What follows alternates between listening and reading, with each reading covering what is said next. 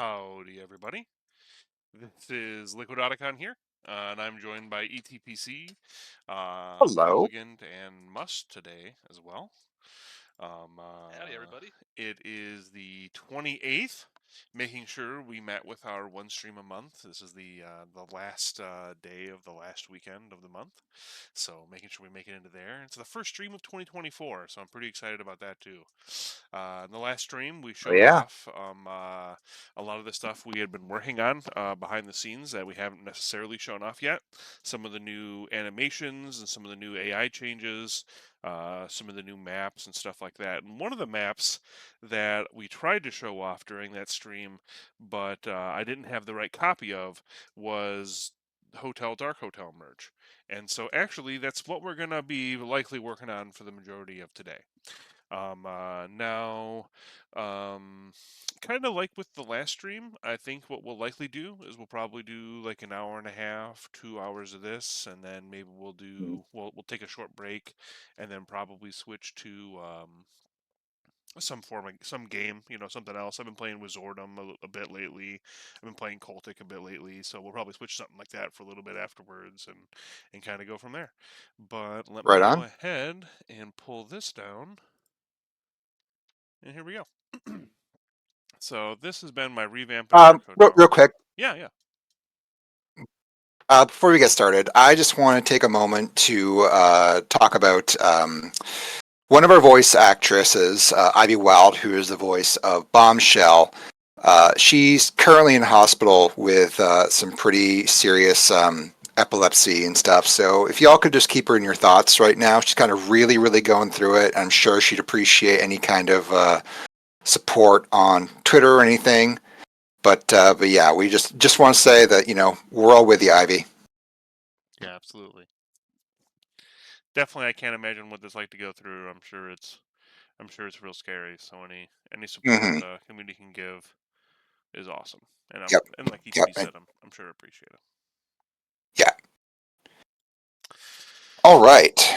So you were mentioning that you were making some pretty serious progress on Dark Hotel. Yeah, I've been making some pretty good progress on Dark Hotel. We'll start. Mm-hmm. I'm gonna move the player start here to this room.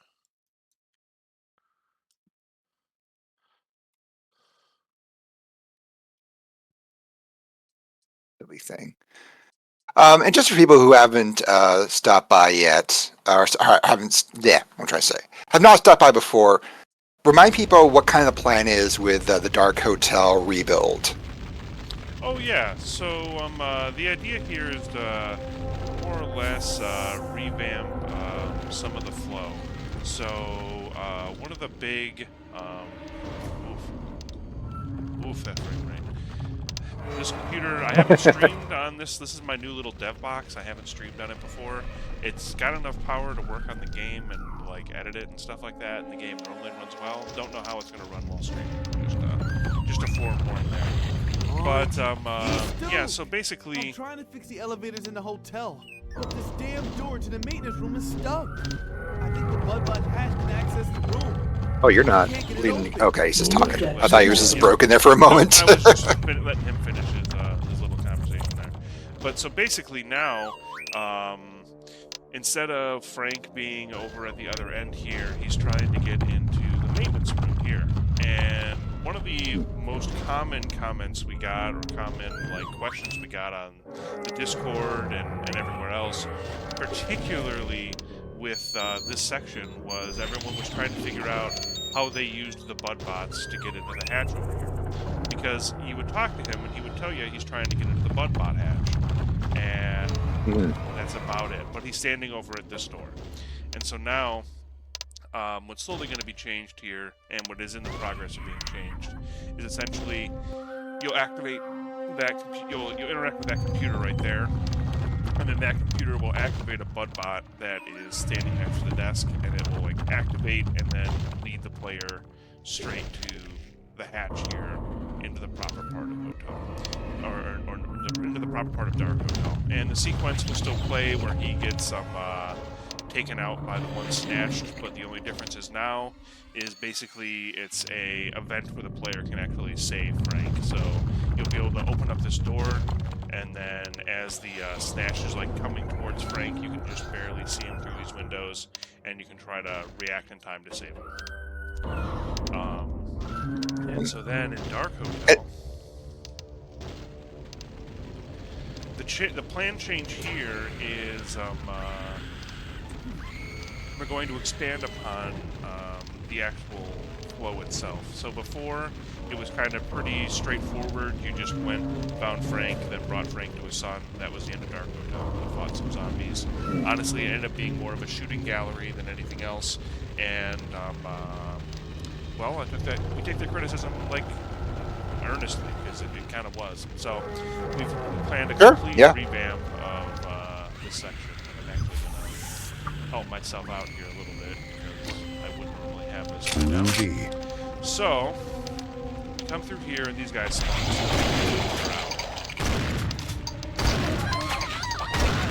As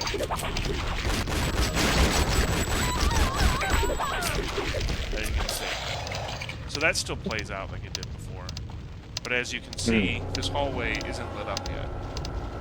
But as you come through here, essentially, I haven't added it all in yet, but there is a missile that strikes the building, it'll shake the building, and then these little patches of fire start catching, and it opens up the entirety of the middle of the room it was before. So the player obviously can't continue forward, so they continue down this hallway. I am the prisoner taking business. And then if we kind of sit here, you can see that these doors are actually getting beat on. Ooh. So they actually like shift and move, try to add to the ambience of it, you know what I mean? And so as you continue down this hallway now, you get this guy who wakes up, you hear the doors behind you, trying to add a little more of that horror element back to Dark Hotel and not just make it like just killing zombies. So they kind of ambush you. Yes. Yeah. It teaches you a mechanic where they can bust through these doors, so you're used to that. So that happens. And it's kind of alluded to in the room upstairs. I'm going to restore that as well. But in the original leak, there was a snatch that was standing behind a door that you used to get into the maintenance room. Hang on. Someone's saying they can barely hear you, Liquid. Let me turn you on the stream. Barely be heard. Okay. Oh yeah, you're really low in the mix. Really low in the mix. Okay.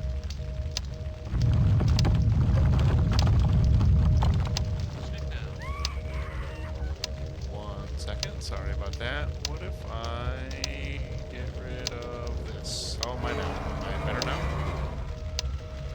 Hang on. Hopefully this makes me so I'm more audible to everyone. No, there you go. Perfect. Sorry about that. Yeah. Yep. New computer, right? Yeah, new setup. I tried to enable some of the filters I had before, but I was using a gate, I think, instead of just suppression, and so I think suppression was just too much.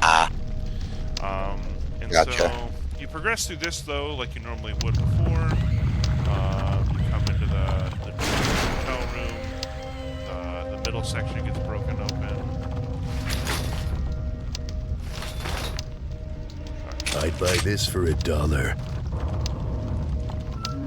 We're also rebalancing like ammo in this section too, because that was also kind of a complaint, is that you just had way too much ammo for this section to like feel any kind of tension or horror. Yeah, the ammo is being revamped across the entirety of the build too. The whole chapter is seeing a revisit to that. Also, the sound of the lighting game this area is also definitely going to be tweaked still. I know it's very dark right now. Yes. Yeah. And also the flashing too. Yeah. Sound of the game is overtaking Otacon a bit. Okay, it's okay. I can do this. And now it won't do that, or it shouldn't do that as much. There we go. Levels got changed. Meets 95 says level. Are you talking about maps or sound levels?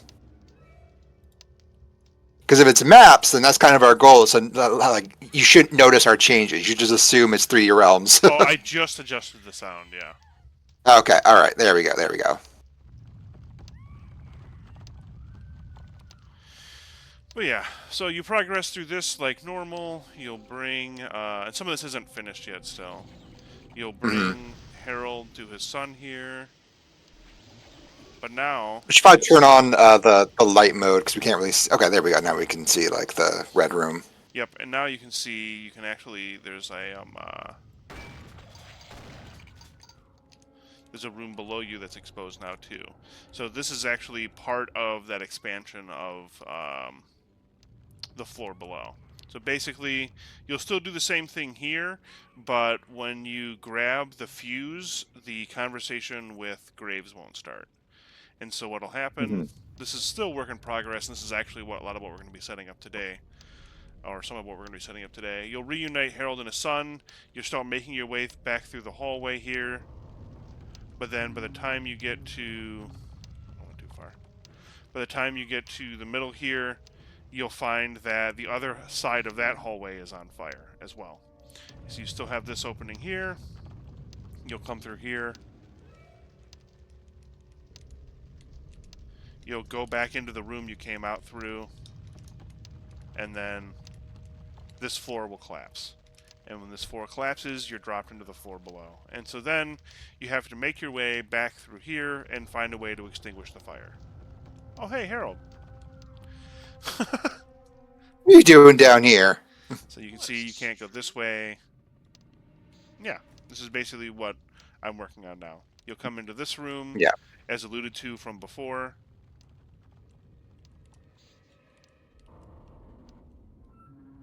And you'll come over to here to disable the fire like you do in Penthouse A. Yeah. That's awesome. That's really cool. So that's the general flow. It's still a little rough because it's a work in progress, but you can see the bones of what I'm planning on doing.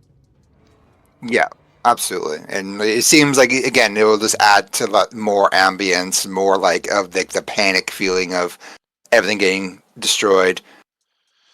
Is there a plan to use the fire effects or add to them? Well, I mean, keep in mind, like the visuals are by no means final. Like Yeah, in this like area. Yeah. Yeah. So these fire effects that are on the walls and on the floor and stuff like that, these were actually here already to just kind of let you know that the floor was on fire. The floor below is on fire, basically. And so those are Hey, just Sticky. still the placeholders, essentially, that 3DR had placed. I plan on actually adding little fire effects and little like patches on fire and stuff like that to kind of add to that. Sounds good. Boy, the frame rate on the stream is a bit rough. Damn, I'm sorry. Ah, it's fine. That's all good. Again, we're still working at the kinks, folks. We're again, whole new setup. And yeah.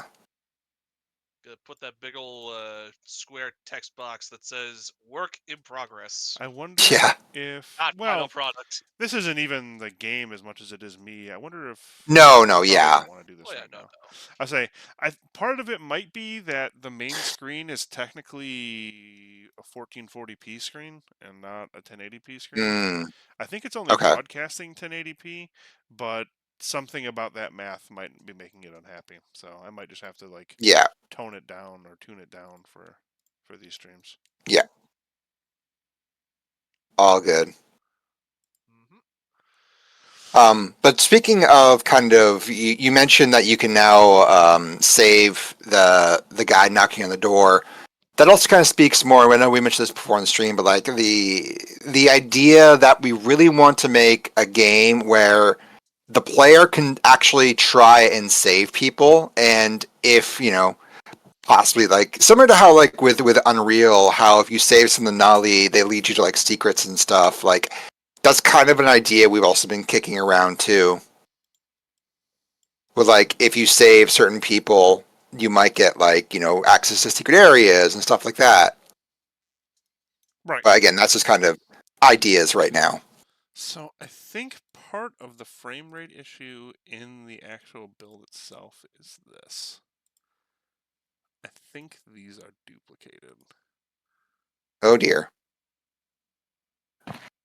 I'm really loud compared to everyone else. Okay, hang on. Maybe. Well, he's the only one talking other than me. I can tweak that though too. Give me just a second. Okay. Oh, I see. I am talking with my voice Yeah, to we're good see now. if. You're Okay. probably still going to be louder than me a little bit, but that's just because Okay. that's just our natural speaking. I think that's not Yeah. necessarily anything else. I tweaked you though, so or Discord in general. So I'm the boisterous marketing guy. I have to have the loud voice. yeah, right. All right, there we go. That should be good. I can't actually boost myself, oddly enough. Go figure. But okay, hopefully that's a little better now. Sibs99 says it's always been one of my favorite mechanics, like the idea of saving people and then having them like help the player materially with these kinds of shooters. Yeah, Unreal also did better at that compared to the Scientist in Half-Life. Yeah, I think there's only like a few times that you have like optional areas in Half-Life that the Scientist can open. Because I know there's like that one armory on the surface that Barney can open. There's a couple rooms the Scientist can open like throughout Half-Life. But yeah, it feels like Unreal was a lot more kind of focused on those kinds of things. Like it only happens a few times in there too, but it seems like it happens more. And it's not like it's all optional stuff. Like the game doesn't materially punish you if you don't do it, but like it's just a fun little bonus, and it just rewards kind of themes of the game, especially with Duke, where we want to There we go. again make him more of a hero, right? It's running a lot better than it was. Definitely helped. Ben asks, "What day jobs you guys do?" I'm a university student. I work inside of a Habitat for Humanity store. I'm not I'm sure an if you IT guys guy. actually know what that is, but Yeah, Oh there's yeah. a Habitat for Humanity store actually in my city. hey, cool. Yeah.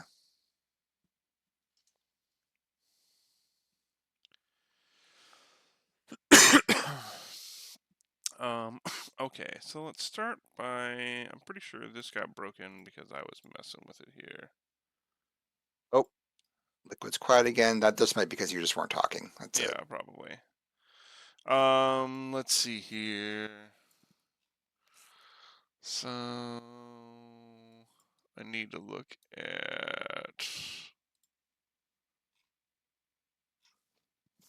like this here. No, not that one.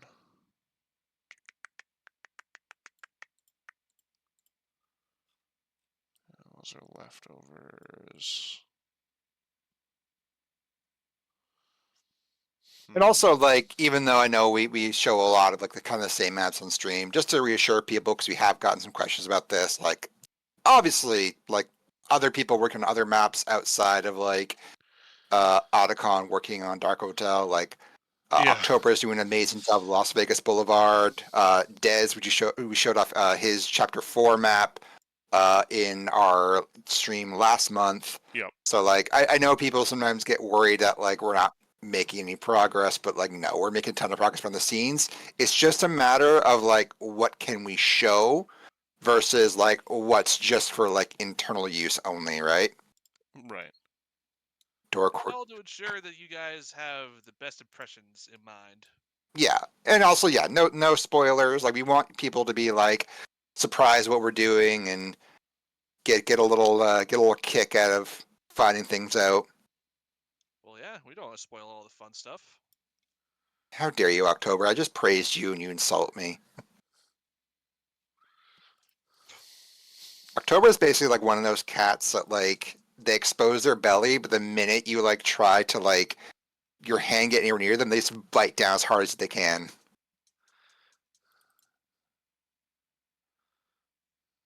Insult him back. Okay, you stupid owl. Pizza pasta. I'm a stupid Italian man.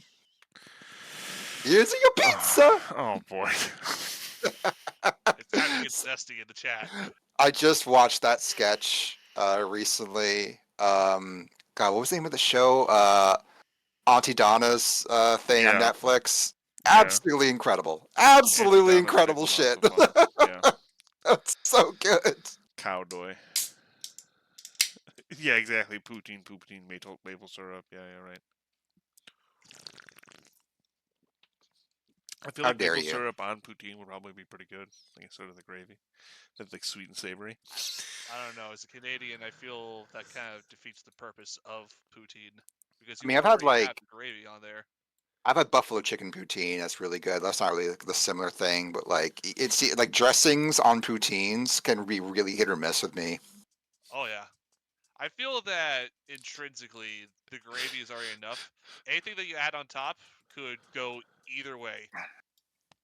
You know what's really good? Shawarma poutine. I've never heard of that. What is that It exactly? Interesting. I can there totally there's a see it though. place there's a place in my city that does it. It's like their specialty. It's so good. Like, oh my god, the flavors. Liquid managed to deliver me a working tap. You know what I mean? I'll be so delighted. This is what October is saying. I'll take some of the bounty off of my head. Oh, What? I thought you wanted to look into that yourself. Bounty. I'll look into it though. I mean, I'll be more than happy to look into it. I was unaware that there was a bounty.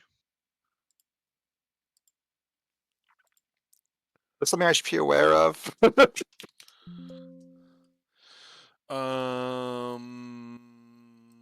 Yeah, you tell me. Okay, so. Oh, that's fair. That's fair. Yeah, I'll start looking into it. Basically, we're trying to make it so you can change the sleep wake radius of an NPC Okay. so that you can have NPCs that are dead, quote unquote, when you walk past them at first, and then like something triggers them to wake up essentially, and then you can like walk past them again and they'll wake up the second pass. You know. Oh, that's fun. That's a really tropey thing, you know what I mean? Like you Oh walk yeah. past the dead body, assuming it's gonna get up, and it doesn't, and then like you've let your guard down, you walk Yeah. back, and then it's like all That's of a that sudden, classic bah! like survival horror thing. Yeah. All Yeah. credit goes to October on that one. It was a good idea. I remember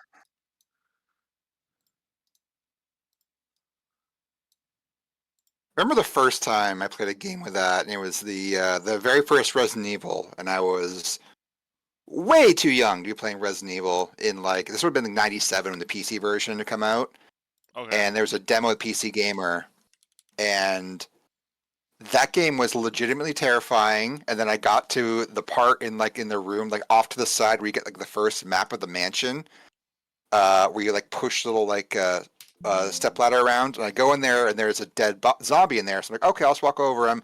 Boom, chomped on, ice cream. Accidentally kicked the computer off. Damn. Nice. Children should not play survival horror games. I got a stern talking to not to kick the computer. My first experience with Resident Evil was way back when I was in public school at like grade 3, and I saw a video of Resident Evil 5, and it was specifically the opening where like there's two infected dudes shoving a parasite down a guy's throat. Oh yeah.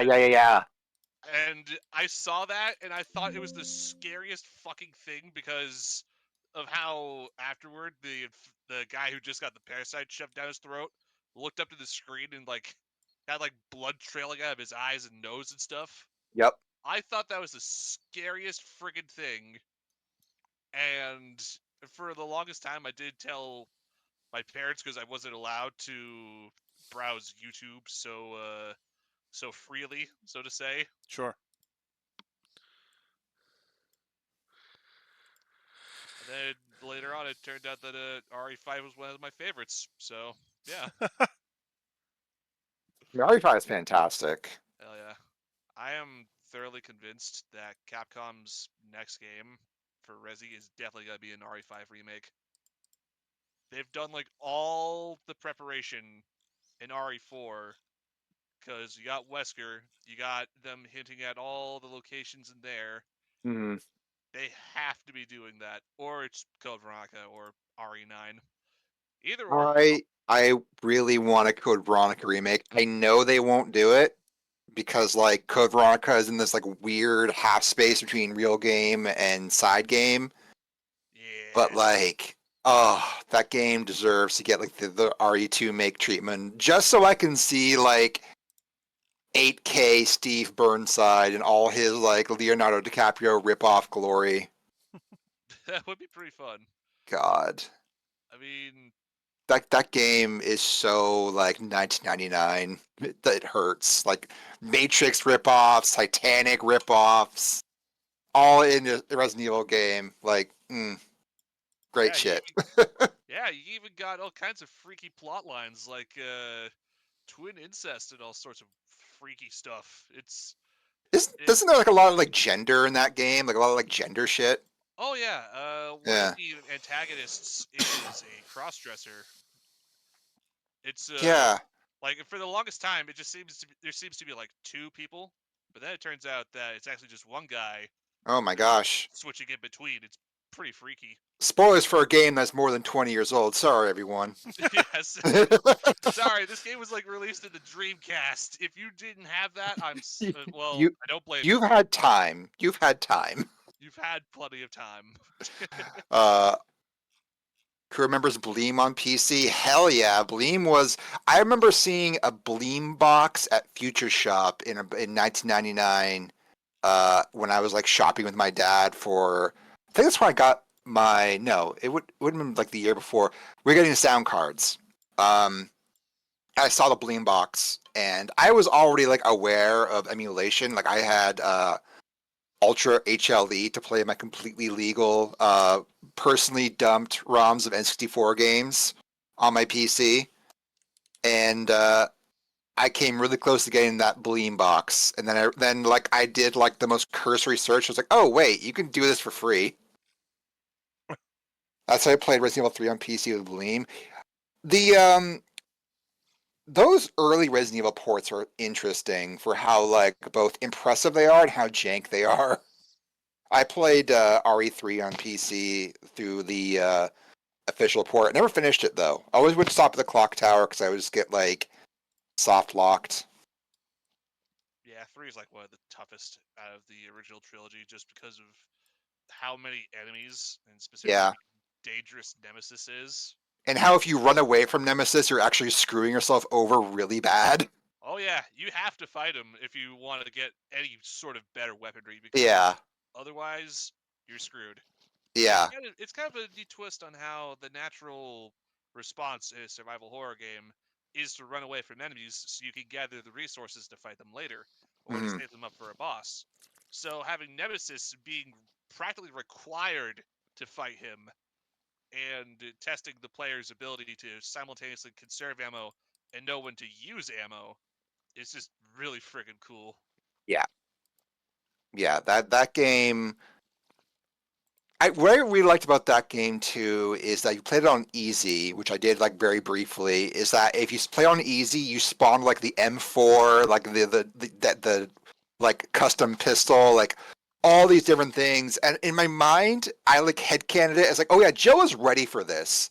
She was like ready to party at a moment's notice. And then I remember in the RE3 make, they actually kind of made that connection where like you see like Jill's like go bag and how like it just gets ruined in like the initial like not attack. Yeah, the initial attack of Nemesis. So like she was ready, but like she wasn't ready. Yeah, I mean, to be fair, she was expecting stuff that was inside of the Spencer Mansion, not exactly Yeah, all of the horrible crap that came from Raccoon, like, yeah. Nemesis, Liquors, everything to do with the T-103s, just Hmm. whole sorts of horrible, horrible crap. For sure. Oh, they did RE3 remake Dirty Sigh. I don't feel like they did. I know people are like somewhat upset about how Capcom did RE3 remake. I mean, okay, I never finished it. I only played it for like an hour, and then this is neat, and then meant to go back to it, and then I got distracted by something shiny. But what I played was still pretty awesome. I'm of the, kind of the opposite front because I played it like the moment I heard, oh my god, they're doing a remake of 3, I bought that shit. I downloaded it. I got a whole bunch of friends in a call, and we were all pretty thoroughly disappointed because the game there's very much. I think it's not. I think it's fair to say corners were cut when it came to some content. There's Yeah. missing enemy types, missing locations, the choice system from the original game where you could do all sorts of different decisions. That's I gone. will agree the choice system missing was kind of a bummer, but like I the cut location stuff, I mean, like, is the pacing ruined by it? Because again, I only played like maybe a quarter of it. Kind of is because there's quite a few locations that are just gone. There's a clock tower. Okay. Yeah, there's the clock tower, the dead factory, uh, and those are pretty important because the dead factory, especially because that's practically the finale of the game. And instead, the dead factory is replaced by another Umbrella secret facility. They Oh, that's literally call it boring. Nest 2. That's boring. Yeah, no. Meanwhile, plus there's also a few missing enemy types as well, and a boss. The Gravedigger Worm Hey, that Chew. was making like a whole like that was one of the largest bosses in RE3, Hmm. and they cut it out. They also removed the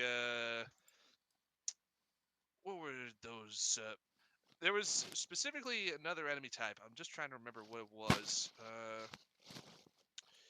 It's not the Drain Deimos because the Drain Deimos were in the game.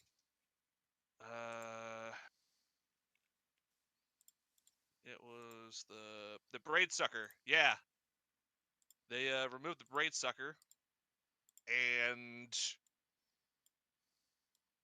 just a whole bunch of very strange pacing choices. The game is very short. Yeah, I remember hearing people being upset about like the game length, but sorry, hang on. Um, at the same time, though, I just feel like, I mean, maybe it's because I got the game after launch for about like $20 instead of like the 70 it was going for originally. So like the sting got taken out of that regard. But I don't know. I'm someone who thinks that like Max Payne 2 is one of the greatest games ever made, and that game is like 3 hours long, basically. Oh yeah, I agree. Like the thing is, length does not necessarily equate quality. No, absolutely not. Because like a game could take like 1,000 years and you could hate it, but a game could be really short and you love it. Yeah. The original REs were pretty short, but obviously standards increase when you have a modern remake of a classic game. Yeah. And you've already set precedent with RE2 remake, which is one of the most amazing remakes to ever come out of the industry. Mm-hmm. So it's just kind of a little disappointing that we got the amazing RE2 remake and RE3 just seemingly kind of got not much of a big effort, which they So Yeah. I completely turned think around for RE4. Oh. so. My opinion and my like experience with these things is probably a little different than a lot of people's. Even though I grew up with PlayStation and everything else like that, the remakes of the Resident Evil games are the only reason I've ever played the Resident Evil games, and I absolutely love them. And I Oh yeah. feel like I Oh I yeah, I don't hear where you're blame it. coming from. Like I definitely know that there's a lot of shortcomings of the RE3 make, if you will.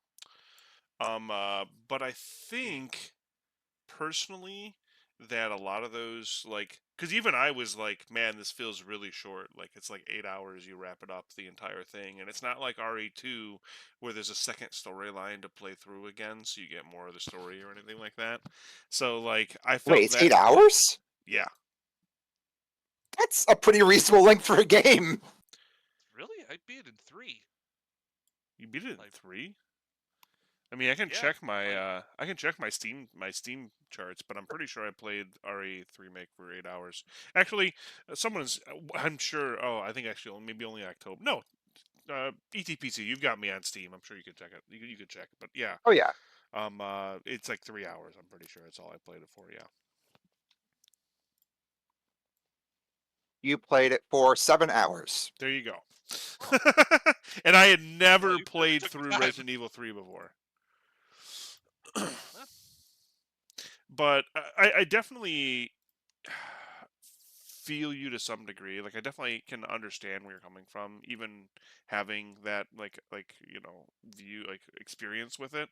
I still really enjoyed it, but the fact that I know that there's stuff missing already tells me that I know people who have like, because a lot of people really love Resident Evil 3 too, like really love Resident Evil 3, like will tell you it's their Yeah. favorite Resident Evil game, and I get that too. And so I get it. I don't know. RE2, I also agree, is just a phenomenal game. Honestly, the remake of 1 still really holds up. I don't know. Those are all oh really yeah. great games. Well, the first Resident Evil remake is one of those moments in games where, like, you look at like the length of time between the original Resident Evil and the remake, and the original remake still looks jaw-droppingly good.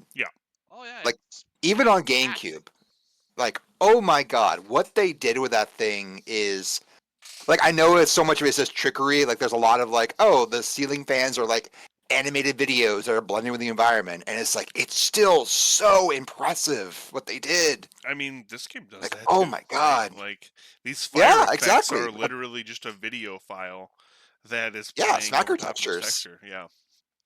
Yeah. Yeah, Yeah, honestly, I really dig that style in general, like the that same. isometric, like you can't like sometimes it's hard to tell what's interactable and what's not. I don't know. Those games are great because they're like point and click adventure games mixed with a I'm gonna shit my pants like shooter. You know what I mean? So those games are just lightning in a Oh bottle for yeah. sure. Yeah, yeah. I need to. I've been toying with the idea, like, what if I played every Resident Evil game all over again, like starting with like the very first one. Um, because like I never finished. So I had the PC version of 1. Okay. Is this stream okay? It keeps like cycling for me. What do you mean by cycling? Everyone Oh. like stuttering. Okay, no, it's updating. It's updating. It's just a bit hitchy. As long as people can still hear us, I think that should be fine. Whoop, didn't want to do But that. I had a box copy of the PC port that Westwood ported, believe it or not, because they were part of Virgin Interactive at the time, and I played through all of Jill's campaign, but for some reason, I don't know if it was like a problem with like the disc I had or something, but whenever I got to Rebecca in Chris's campaign, I would always have a hard crash. So I never finished Chris's campaign in the original Resident Evil. I never did Leon B or Claire B in RE2. Never finished RE3. Technically, I never finished RE4. I've seen people play through the entirety and like hung out, but never actually like with myself the controls finished that game. RE5 I finished twice. RE6 I finished twice, which Fellow RE6 Funny. player. yeah, priorities, you know. Yeah. Finished Oh, Revelations. that's Never my finished. top Haven't started spot. 2. But yeah, there's a lot of Resident Evil I've just not finished. I'm like, I should just go back and do that. I've been planning to do a proper Resi marathon for Yeah. ages, but I just never got around to it. Like, And like those new PC patches, like I forget who does those, but like the ones that use the Source Next ports, which are like Yeah. really enhanced versions of the PC versions, are really really good. Like I played one recently, and like it was rock solid, and it looked great. oh yeah, it's whole like it's practically almost like a native like port. Yeah, Practically, like yeah, the next like stuff is crazy. yeah. It's really really impressive stuff. Rebirth, I think, is like the name of those patches. Yeah. But yeah, just and because like, I didn't even I've been meaning to start like 7 and 8, but like there's a twisted, dark, evil part of me that's like, well, you're not gonna get the full story if you don't play all the other ones. Dude, person, 7 and 8 are so I hard know- to sit through. is an interesting place. I haven't I tried know- 8 yet, but 7 is so hard to get through. Why's that? First person, the first person element takes me right out of it. Oh, I yeah, love yeah. Resident Evil when it's third Really? person. It's something about it I just don't dig it. I don't like it. And like people are like, "Oh, you gotta play it in VR." No thanks. Like, Yeah, look, that's fair. I get it, but that stuff is, yeah, I don't know. I think honestly that for Resi, yeah, I could go for either or because either perspective for me works. I could take tank and isometric. I can take third person. Okay, hold up. Need to interrupt for a moment. People are saying that the stream keeps freezing and things like that. Yeah, I'm not sure that they're. Oh fuck. Yeah, stream just straight up frozen. I'm not sure that there's much I can do. I'll keep this to the side here. Sorry for the mirror effect there. Hopefully it stopped that from happening or something. I mean, I'm streaming. My upload is 13,000 KBs right now, so I think sometimes it might just be like dipping. I'm gonna keep this open on my secondary window here, so we'll see what happens. Oh, I see. Is like as soon as I start moving around, it looks like the frame rate drops. Okay, or the latency like gets crazy. Let me try something really quick. It's just gonna be a sec. Apologies, folks. Y'all get to see me play with my monitors here. Oh, I don't think HDR is on, is it? Yeah, no, it's not. This graphics card doesn't support HDR. Alright, we're gonna do this. It's gonna make it look ugly for me, but that's okay as long as it helps you guys. Yeah. Okay, let's see if this Yeah. this helps. All for the user. Sorry for the inconvenience, everybody. What if I disable Yeah. that? And hopefully this is a little better. Yeah, it looks like it's far less gruesome on it. I only have a 1% packet loss for the entire stream so far. So I think hopefully this should be a little better. Looks ugly for me, but it should look the same for you guys, basically. Okay. Okay. Oh yeah, I was messing with these particle systems to see what they look like. I was watching the stream, make sure it's not hitching again. Yeah, definitely let us know if that's Currently, any better, folks. it Hopefully that should just- be better. Yeah. Yeah, it wasn't you, it was me. I'm gonna refresh too. Yeah. Okay, I currently just see the Duke out a window, not really doing a whole lot.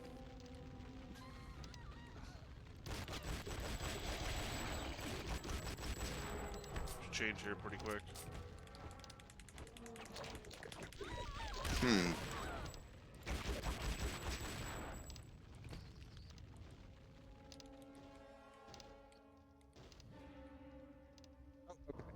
This is really delayed. Okay. That's it. It might be, yeah, a little desynced now. Okay. Let me check this really Well, quick. yeah. Always a fun part about doing live stuff is when something breaks or kind of waiting for everything else to catch up before you get back to like the normal routine.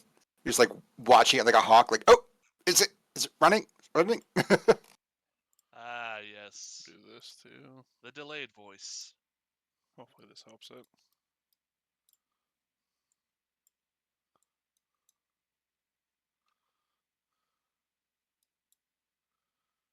Okay. Let's see.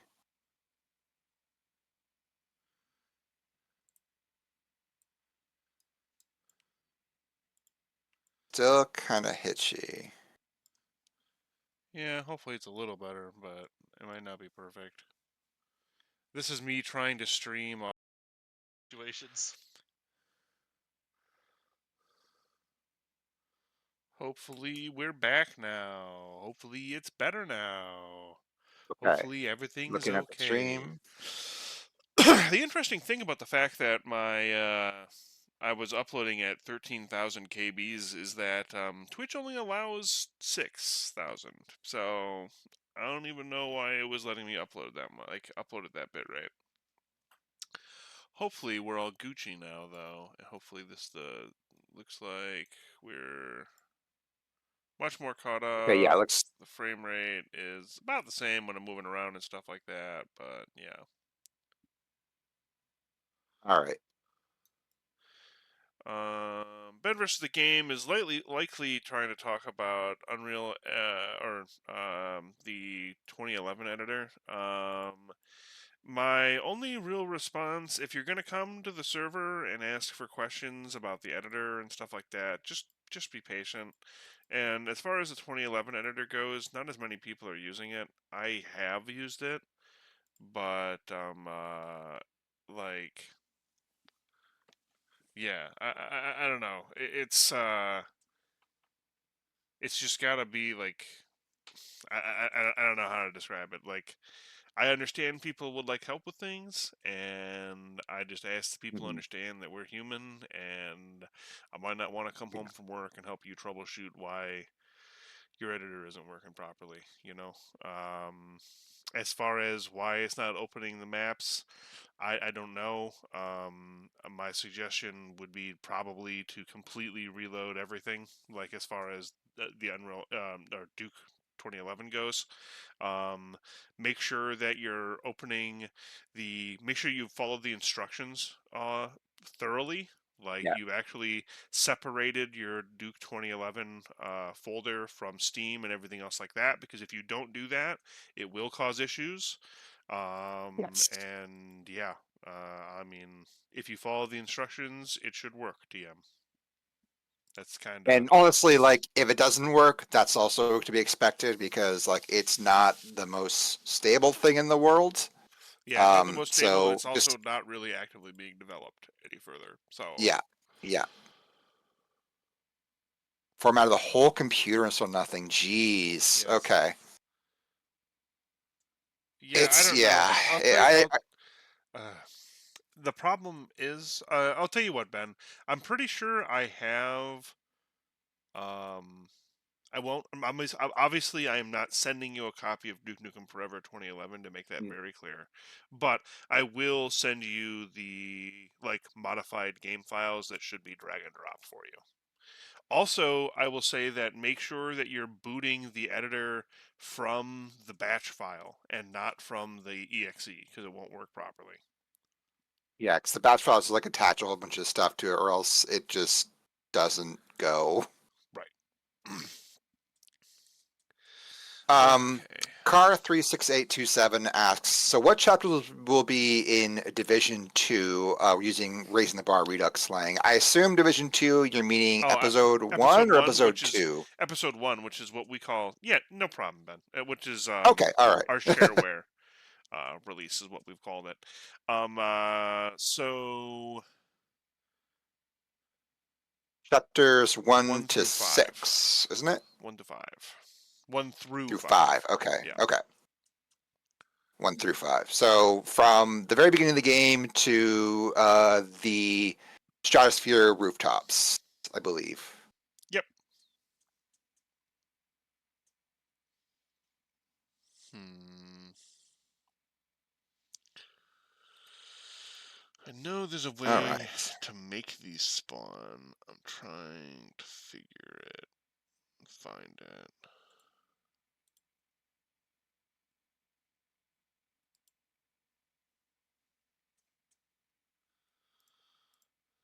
Oh, you know what I should I do? remember we Save were. this. I am setting up. I'm just trying to refine the attack right now. So I'm setting up Okay, okay. particle systems, and I'm setting up fire effects, and then I'm gonna time them, and I'm gonna set up like an earthquake shaker and some more sounds, and then attach them to this dispatcher so that when you walk through this hallway, you get hit with the missile, the fires start, and this starts. Personally, this is me saying this. I would not want to be hit by a missile. Yeah, me neither. Yeah, ideally. Yeah, it doesn't Yeah. seem like a great time. Probably, Missiles it are Huh, probably scary. fucking sucks if we're being honest. Let's be real. yeah. Let's just tossing it out there. Right. Ben says the next part be released a few more complete levels. The next part will be the entire first episode. That'll be our next release. Spawn. Unless like there's some critical bug we find in Duke It Out or something that like needs to be addressed, but knocking on wood, so far so good on that one. Yeah. But we're full steam ahead this year on all of episode 1 with no distractions. Yep. I am once again knocking on wood. Yeah, we've kind of been slowly getting back into the swing of things. Different departments are starting to wake up again and stuff like that. We're all starting to move around again and start working. So, We've also been doing some pretty exciting experiments with some aspects that could potentially be very, very cool that we will not get into. yeah, we've been messing with all. This might be a question that's been answered before, but in the leak, is every level in there just unfinished, or are you improvising levels and storyline? So, a majority of levels that are in the leak are already in there in various states of development. There are some there are parts of the leak that you can just play through entirely like a game, like go from start to exit without like needing to cheat or anything. And then as you get further into the game, when it becomes clear that like less and less work got done, you start needing to like cheat a bit more until eventually you hit to a point in the game where like there's basically nothing but like a very vague skeleton of ideas. We thankfully we don't have to worry about like the later stuff till like much later on because we're mostly focusing on the early stuff right now. But as we get closer to that, we'll definitely be like kind of more improvising things and kind of building on aspects. But right now, for the first episode, we kind of have our path pretty clearly laid out. Like we have a pretty firm idea of like the beats are going to hit that 3D Realms want to hit, and how we're going to do them. Basically, at the start, it'll be mostly 3D Realm stuff with our stuff sprinkled in, and as it goes on, it'll be much more custom, much more Yeah. our style, so to say. And hoping that we keep 3D Realms spirit in mind, obviously. Yeah, and also hitting that same quality level too. Like ideally, we want to have a game where if you didn't know that this came from a leak, that you would just assume 3D Realms did this, and we just like patched some things up, and you could not tell where our work began and 3D Realms has ended, and vice versa. Like, if we hit that, then mission complete. The whole point of this project is to give Duke fans the experience that could have been way back when. Yeah. Dumb question. There's no dumb questions. Was the swimming pool pump FPS startup bug been fixed? As soon as you turn on the pump, it lags. I'm not sure about the exact FPS, frame rate stutter issue there. I will say the casino is being completely and utterly reworked by one of our developers, Falsey. That'll probably be completely overhauled. Yeah. Likely, a lot of these maps in Chapter 1 are seeing revisits. So the way things were in the first slice, don't expect them to be this way or that way now. Yeah. Yeah. Or next time you play. I mean, we'll probably still have like the path. So it's like similar path to first slice in terms of like the story beats, but yeah, definitely in terms of like the map layouts, we're going to be greatly expanding and revising on them. Yep. Greetings. I'm eager to see more of this project in the near future. Keep up the good work. Thank you, Volrivian. Oh, thank you. When you were speaking to the original developers, did they say what they did like in 2006? We've only spoken to a handful, and here's the thing. There was a very brief window where you could talk to developers explicitly about Duke. That window has since closed. If you actually ask them about Duke, you will get a brick wall, and that is to be expected for various reasons, legal and otherwise. However, sometimes we can talk to developers who did work in the game about other things, and they're more open. But in terms of like us knowing precisely what they were up to, what like the quote unquote whole plan was, we can only kind of that probably never existed, and that's okay. We have our own plan, and we're pretty confident that we can again execute on similar ideas that 3D Realms was at least had like the embryonic ideas of and concepts of in their maps and bring them to fruition for our player base. Yep. Wonderfully put. Mm-hmm.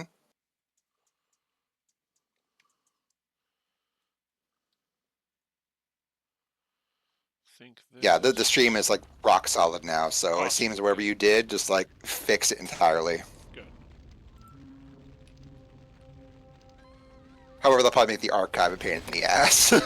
Yeah, no, that's okay. I had to do it last time too. Yeah. We'll just use the power of editing. Okay, these guys are dead. Oh, I didn't rebuild. Seba Prime, I won't get into it to be honest. It's a whole bunch of factors, and some of them we don't actually know. It's more just guesswork. Yeah. No one party is to be blamed, and we could be. It's all legal stuff, and it's better for us not to poke the sleeping bear. To be honest. Yeah, and think of it this way. Yeah, exactly. We don't know either. Yeah, we are not speaking with anyone on any terms in any official channel, if that makes sense. We've spoken with different developers. We've spoken with different people who've worked on Duke Nukem Forever. We have spoken on, names that you know. We've spoken with names that you know. But as far as And like they're aware of us. yes, but as far as like anything, they're not they're not imparting any nuggets of the Duke Nukem development any past anything else that you've seen too. All of the information we've gathered is all public. Like even our ideas and like themes and art and like everything else, it's either something that was given to us by parties that be, or are statements that they made on forums, or statements that they made publicly, or anything else like that. Nah, anything else? Magazine Honestly, articles. we've talked about, like, we chatted with Keith Schuler a bit on some of the maps he was working on, but even then, it was only deathmatch maps, and they weren't actually technically Duke Nukem Forever maps. They were Unreal Engine maps that were just being worked on coincidentally at the same time as that they were working on Duke Nukem Forever. So even stuff like that, it's like, I didn't talk to Keith Schuler on what he thought about how he was working on it, what his plans were for Area 51, but I chatted with him, about this weird map he made for some kind of Unreal contest. Yeah, absolutely. Yeah, Frosted Moontube says it's best. Sometimes you just have to fill in the blanks the best you can. Right. Yeah, that's what we're doing. Oh, I didn't set the movers to move. Dummy. Oh no. That's okay. I'm not going to test it again. I know it's going to work this time. So I'm just going to set these to trigger toggle. And they're good now. Okay. So honestly, too, I want to make sure that this main hall fire is honestly done way later. Because I don't want it to be... You actually want that to trigger with the missile, right? Well, I want it to trigger with the missile, and I want it to... Oh, that reminds me, I should actually probably move all this stuff like 2 down. You're right. Because this will be...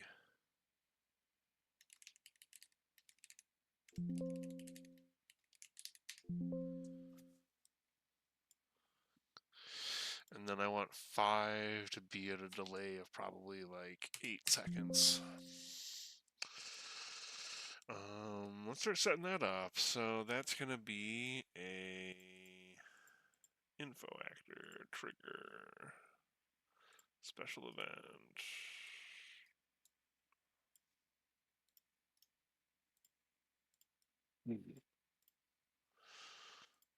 Well, outside of Duke, what have y'all been playing recently? Yeah, what are you guys up to? I mean, I've been playing a lot of World of Warcraft, admittedly. A lot of Nice. World of Warcraft. I get it. I'm not happy with the higher ups at Blizzard either, but I can't say that they're not making a product I'm still interested in. There's a reason that game has survived for as long as it has and has So thrived, right? fucking good. Like, it speaks to just the quality of design in that game. Right. I mean, I've been playing it for like, God. It turns 20 this year. I think I've Since been playing launch. it for like 17 years. Yeah. Oh my god. God. I had such a complex relationship with MMOs. Like I just completely discarded them out of hand like growing up, but like as I grow older I appreciate them more for what they were like trying to do. But like I feel like I still haven't played an MMO that like nails what I want out of an MMO, and I can't really articulate what I want of an MMO at the same time, if that makes sense. It's just like there's this vague idea like, well, I know what I want, but also I don't know what I want, and this isn't giving it to me. Right. I think I should start. No, I should not start Final Fantasy 14 because like I had a friend tell me because like I'm someone who cares a lot about story in games. Like I It's love a good narrative. man. It is a really good story. Yeah, I've heard 14 has probably the best story of like any RPG in that space, like that Guild Wars 2 is MMO. really good too. Yeah, I have a friend who plays a lot of Guild Wars 2, who has like really good things to say about it. See, Um, my thing is that the World of Warcraft storyline is really good, but the way that they deliver the storyline to you is dog shit.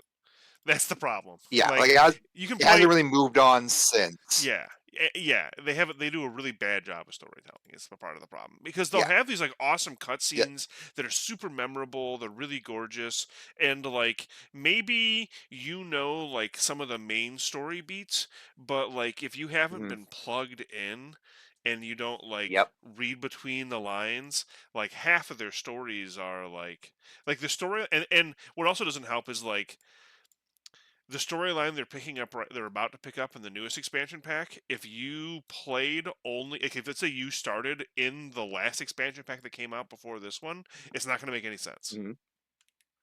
because Awesome, the main fantastic. character, Anduin, who is the king of Stormwind, he was basically absent throughout the entire last expansion pack. So so the fact that he's going through some inner turmoil now in the next expansion pack is completely beside the point to you if you don't have the understanding of why exactly he's upset and why exactly everything he's been going through. It feels like everything about Warcraft storyline is 100% the vibe of like just literally a decades long tabletop game that you miss like 10 sessions of and you just have no idea what the fuck's going on. You come back. Like the DM is just Yeah, talking about things as like you've never heard of in your life. It's like, yeah, no, this is what we're doing. Like everyone in the group knows what he's talking about, and you're just like, what? right. Like, yeah, no, like we're going to space now. Like we're going to different dimensions now. Like, yeah, just get with it. It's like, what? Okay. um, I played Age of Conan for a while Oh yeah. during kind of the height of the pandemic. But since I got my 4K monitor, you can't play that game at 4K. Oh The yeah. UI is beyond minuscule, and I'll be real, I don't really want to play it in a low resolution because like I feel like I just hit my limit with that game. Like there's still stuff I need to finish, But the fact that it won't but oh support the my higher god. resolution is just like, you know what? No, fuck you. I win then. I Yeah, get it. like Yeah, yeah. yeah, exactly. That's what broke me out of the spell. It's like, wait, I can play something else. Yeah. I could do something else with my time, which also sucks. I made some pretty cool friends on there and stuff like that. But Sure. at the same time, it's just like all I had ahead of me was just grinding pets for items. And it was just like, no, thank you. See what else people have been playing. Chibarda's been playing Metal Gear Solid, 7 Days to Die, Frost Immune Tip, Street Fighter 6, Wolfenstein 2009. I'm really glad Wolfenstein 2009, like, that City video seems to bring a lot of people back to that game, but I've loved that game since the day it came out. Like, I always thought it was badass. I've never played it. I'm definitely gonna check it uh, out. yeah. Man of Your Hair, one of the gameplay designers, like the lead gameplay designer, showed up in the comments for Civi's video and like Huh. dropped some truth nuggets in there. That's That was cool. really interesting. Yeah, shout out to Man of Your Hair. There's zero chance you're watching this, but I'm sorry I yelled at you one time about Singularity having texture pop in 2009. That was a dickish move of me. Sorry about that one. He's making his own stuff now. I think Go on. he's what the hell is he working on? Like some really awesome shit. I want to say hair, no hair, because he went to Bioware after Raven and worked on Mass Effect 3 and did like the combat design for Andromeda, which like was the best part of Andromeda. Huh. Corner Wolves, that's right. Yeah, kind of action role playing game inspired by Shenmue. Afro Latino. Yeah, the game sounds absolutely sick as hell. Okay, what else? RoboCop. Haven't played RoboCop yet. Need to. Oh, yeah, Also, need to play need to that do that. Terminator game too. Terminator game is good. Robocop's friggin' awesome. Yeah. Oh, Mus, refresh your stream. We had to like stop and restart the stream earlier. Yeah. Finished 13. 13's cool. I only ever played the demo for it, but I always meant to play that. I have it on GOG, I want to say. I also know like there's that really awful remake that apparently they fixed up at some point. I could be wrong. They did patch it at least. I don't know if it's good now or not though. I've been playing WoW since 2004, but ever since Chris Metzen left the company, the story started turning to shit. I don't know. Chris Metzen, you know, God love him, but he just had. He was like the dad with like a nose ring and a tattoo. Like he thinks he's like super cool and like totally punk, but he's just a dork. Yeah. He's just a big old dork, and I say that with like all the positivity in the world. I will say that that's exactly why I started playing again. I know, right? Mostly Yeah. because not just because of him or anything like that, but it's because Yeah. of what it meant. Like they Yes. are going to now go back to making evergreen expansions, which means that they're making Mhm. content that's going to carry over for the future. And like that alone has got me going, okay, it's worth checking out again. You know, because like Yeah. it was like I've always had like a love-hate on and off relationship, like I'm sure a lot of World of Warcraft players had or have had. And I played through the last time I like revisited it again was like Legion and some of Legion BFA and then some of Shadowlands. And like Mhm.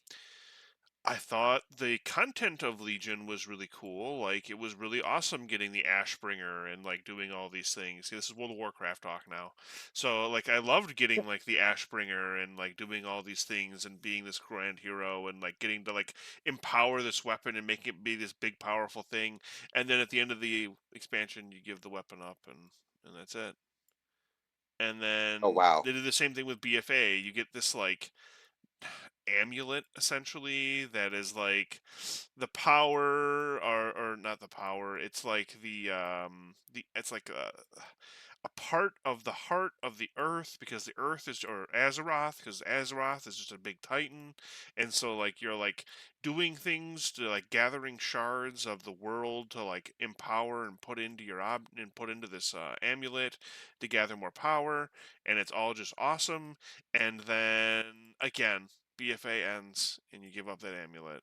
And then now there's like if you go through and run around those areas, there's like these really big like azurite crystals that are just sticking out of the ground that you used to be able to mine, but Mhm. because they got rid of that mechanic entirely, but they didn't get rid of the nodes, they're all just still everywhere. And you're just like, man, like I get it, but why are you just like introducing something to basically placate my time and then that's it? You know what I mean? Where now like Yeah. the latest expansion pack was Dragonflight. They're making sure that Dragonflight is now something that is always going to be part of the game, and it's like, okay, that's really cool. So like they're making sure that it's integrated into the old content, and I don't know. A lot of World of Warcraft now is just a big Let's just say disjointed that mess. sounds like a that sounds like a nightmare to go back and like rebalance encounters to account for like end game story gear and expansion. So like I kind of see why they would do it, but also I totally see why like that'd be a bummer because like you have like your big player empowered moment, and then like, oops, nope, you got your cool like Frostmourne taken away from you or whatever. Yeah, It's like, oh well, exactly. the story needs to happen. It's like, well, that's not really a good excuse. I want to play with this more, but that's how it be sometimes. Right. And yeah, I'm curious about Dragonflight. I have a good friend of mine who plays like a lot of WoW. Although they switched to F14 recently, but they're still like really heavy on WoW. And like I ask them every now and then, like, what's happening in the story in WoW? And then just send me a paragraph of just like the most bizarre shit, and I'm like, cool, all right, thanks. Just get like a little dispatch from the world, Oh hey Rainbow. Oh happy birthday, Rainbow's dad. No worries, buddy. Um, with regards to what have I been playing? So I got a VR set, a Quest 3 for Crimbus. Uh, and I have been playing that fucker like 4 hours a day since I got it. I have gone from being a VR hater, like mea culpa. I was one of the people who was like, man, fuck Valve for making Alex VR only.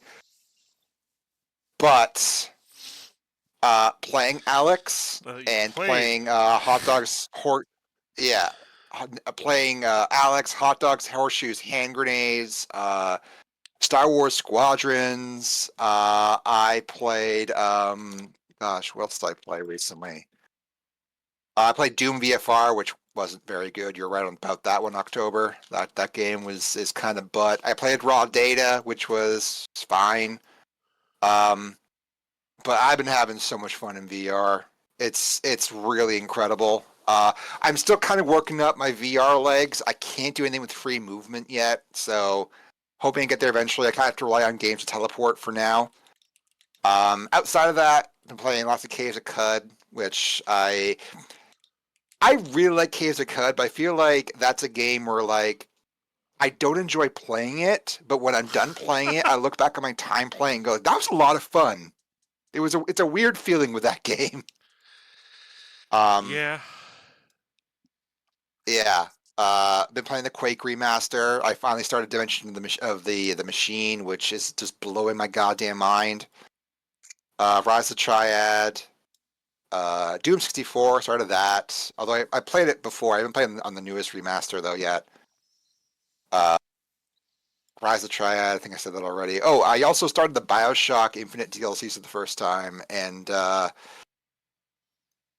boy, those DLCs are really cool until I think about them for a second, especially the second one, like what they did with Daisy's story and how they set that up, and I'm just like, oh, some decisions were made here, huh? But yeah, that's just me being a hater. Um, yeah, just been kind of trying to sample a bunch of stuff. What about you, Ngoliant? What have you been playing? Oh boy. I've been playing a lot of Resi 5 recently. Nice. Because recently a friend of mine got a copy, and pretty much every single person that I've ever played Resi 5 with, regardless of whether they played it or not, they've always had a good time with it. Because a good game. I've also been playing a lot of Doom mods, just a lot of gameplay mods. What else? I've been playing Prey 2006. Hell yeah. Okay. Just, oh man, I am still so pissed off that Prey 2 got canceled. What a that is, when I saw that trailer at 2016's E3, and Mhm. you know just all this like I have been waiting so long to see like Prey 2 come out because I played Prey 2006 way back when. I absolutely loved it, and I was really excited to see the whole bounty hunting aspect of hunting on a alien city with all these strange cultures and species and all that kind of stuff. But then Prey 2017 gets announced, and it's completely unlike anything that I wanted out of Prey. So, It's still fucking amazing. That oh game is yeah, still I'm not gonna. incredible. Oh yeah, I'm not But gonna. Yeah, I am not yeah, going to say that Prey 2017 is a bad game. Not by a long shot. no, I am disappointed as a Prey fan, however, yes, because it did not at all follow up anything that I wanted out of a reboot or a sequel. yeah, I no, I, appreciate what it was trying to do. I appreciate what it did.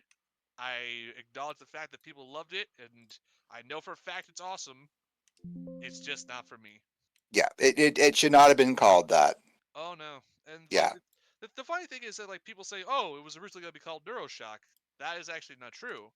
It was just a joke name that people yeah, threw around beforehand before Bethesda literally said, "Hey, we have this IP that we haven't used in like eons because we're evil. So here you go." yeah. And You don't have a say in the matter because yeah. like, it was just Danielle for the longest time. 'Cause that was his code name, right? Oh yeah, that's what it was Yeah, called for a while. yeah. And yeah. They should just say fuck it and make Prey 2 to 2006, Prey 2 2017, then do Prey versus Prey, and then Prey versus Prey versus the Prey movie, the Predator sequel, and just fuck it, man. Just Just exactly. GVPDT. I saw someone on co-host making that joke. It stuck with me for the past few days. It's such a good. It's I want it. I want the most like Mugen-esque fucking mashup of games called Prey all thrown into a blender. Oh god. God, it's such a uh stupid idea, but I want it. I mean, I wouldn't. I mean, Tommy fighting a predator would be pretty fun. That would be And really then, fun. but the Predator is also a mimic. Oh God! And Like, then of oh my course the god, spear shows up and just everyone gets pwned. So Tommy Uh, shoving the neuromod into his eyes. phew. Do you see someone made like a functional neuromod prop? Oh God, that must be horrifying. It looks really fucking cool. Like it's oh, I love. There's something about arcane games and like the communities they form, where like maybe it's the fact that those games have like such a very strong and like persistent art style. Like they're all very stylized games, like from Dishonored onwards. Yeah. But the communities they kind of form, a lot of people in those communities love making props from like Dishonored and Prey, like a lot. Well, there's an awful lot of creativity behind them. Yeah, There's a certain style that many other developers just don't capture because you're either going to be going for a heavily cartoony aesthetic or you're going to try to be like the most realistic friggin' thing on the yeah. universe. But Arcane has their own unique style that I feel very few other developers capture at all. So I think Yeah. that captures the attention of a lot of people that want to bring those props or those weapons or those outfits to reality Hmm. because they're just some of the most unique stuff you've seen in a while. No, absolutely. And just like, I'm so excited for that Blade game. I know I shouldn't be because, Redfall happened, but like, look, Redfall, no one wanted Redfall. Arcane didn't want Redfall. Microsoft didn't really want Redfall. The people who wanted Redfall were Bethesda, and I'm pretty sure the people who wanted Redfall like left after the merger. Yeah, And let's also and be even fair, then, like the idea behind it isn't a bad one. Like the No, premise of the game oh isn't no, not at bad. no. all. Yeah. If Well, you told me Vampire Hunters is like a Arcane's gold idea. Yeah, if you told me like, hey, Arcane's making a vampire game, I'd be like, hell yes, let's Interesting. go. Yeah, right. Yeah, Exactly. Like The thing is, the idea of Redfall itself is not inherently bad. It's No. the execution Yeah. Yeah. and everything else surrounding it. It's when you then say it's an open world co-op focused 4-player game Live is service. when I start I Yeah. start doing the Walking Dead bit where I'm like, oh no. Yeah. Like I actually, like, no joke, when I saw that reveal trailer, I had like the biggest emotional whiplash in my life. Like I was so utterly amped, like my goth ass was so ready to party. And then more characters came on screen, and I just got that vibe, and I was like, "Oh, oh no, this isn't good. This is bad." They're filling the tick boxes, aren't they?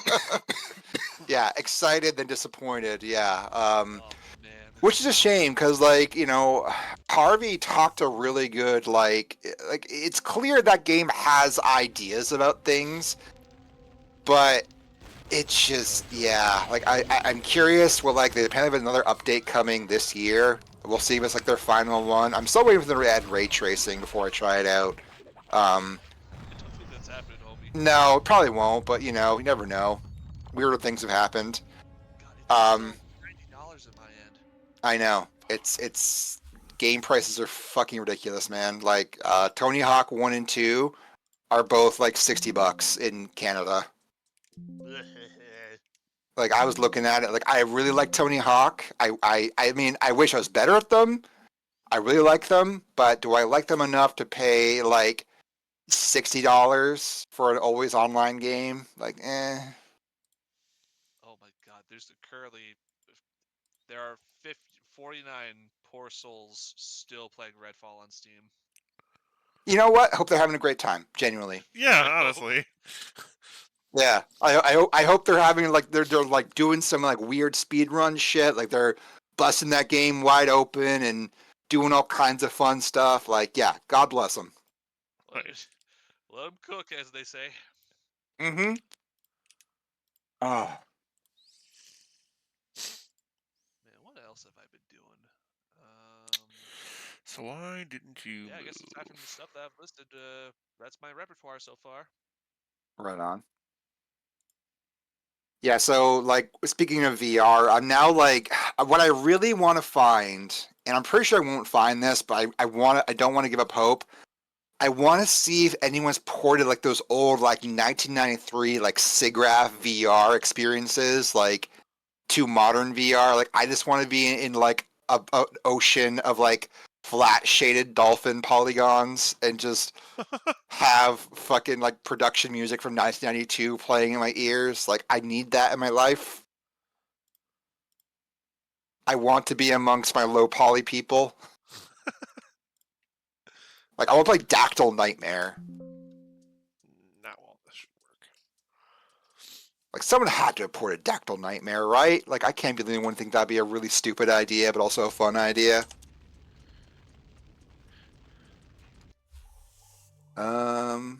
You know what's definitely worth checking out? Set up a Virtual Boy emulator.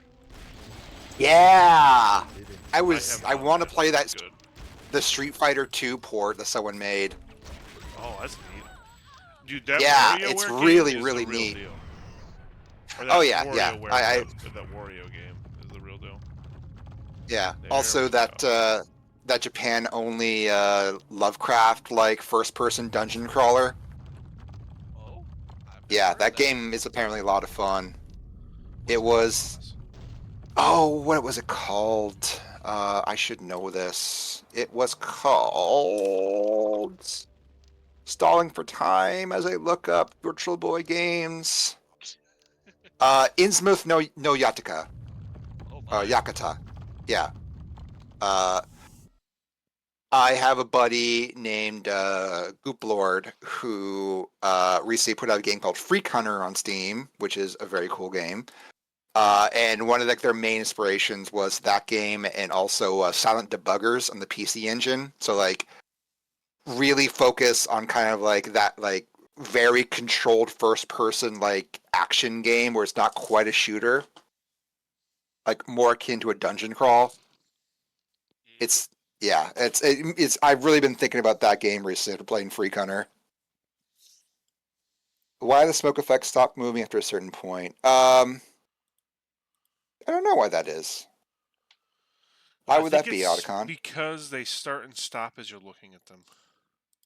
Okay. So the way Is that just a limitation of Smacker? It's yep, it's a SMK Okay. animation. Well, it's not technically it's not Smacker's fault. Okay. Yeah. It's just It's just a limitation in the way the engine is currently set. Okay. That is something that I'd like to have fixed by the time episode 1 ships, because like especially the video Mm-hmm. Oh, in Penthouse, Yep. like how quickly it gets desynced is a bother. Yeah. The problem is a couple different things, I suppose. One of Valve, please fix. Yeah. So some of it is like a memory thing, and some of it is the way the rendering is. So the fact that everything is mostly on the CPU still, for the rendering, and it's all single core still for all that too. If we just have SMKs that are technically always playing, which is what we would have to do in order to get that to work.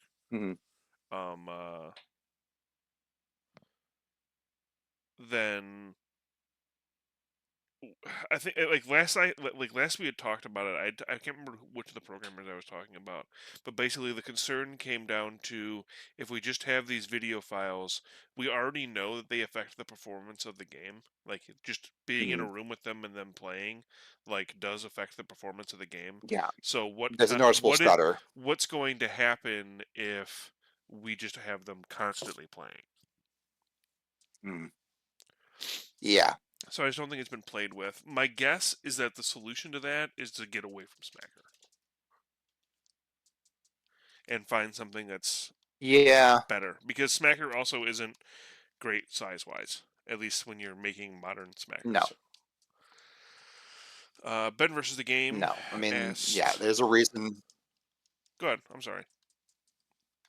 I was just gonna say, there's a reason everyone moved away from Smacker to Bing real quick. Right, and they're made by the same company, so. Yeah, exactly. Rat Game Tools. Yeah. Which is an Epic company now. Yeah, I believe so. At least until they get laid off. Yeah. That's cool. Yeah. You're mentioning Ben's question when you're talking earlier about improving the flow of the level. How do you determine the flow is good or not good? Testing. Yeah.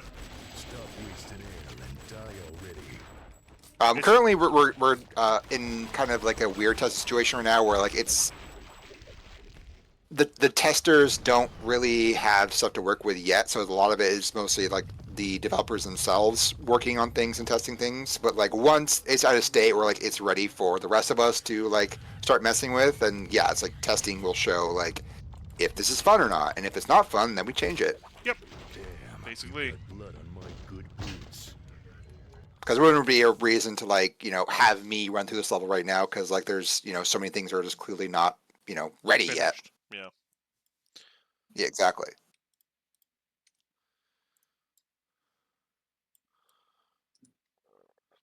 Okay, so I got this worked. This works. It works the way I want it to. I still have to add damage to these little fire packets. Oh, I guess I should do that now. So I'm pretty sure I need to do that with a trigger.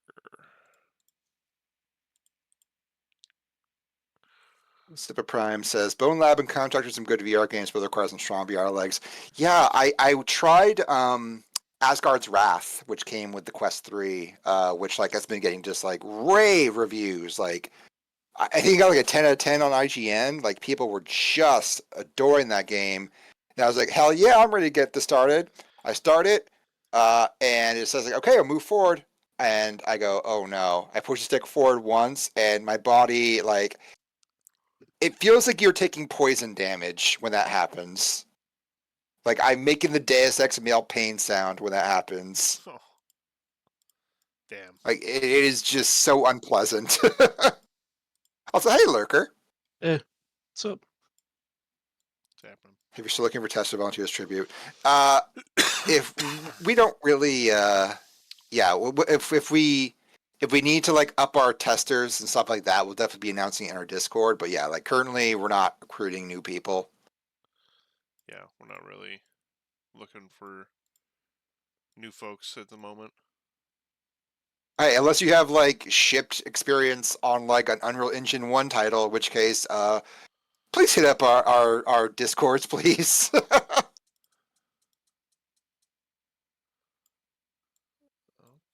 Okay. Lurker, what have you been playing recently? I played RoboCop Rogue City for at least like a couple hours now. There's a lot of side content in that game. Yeah, I feel like once everyone found out what that game was, like everyone like was just like got so excited.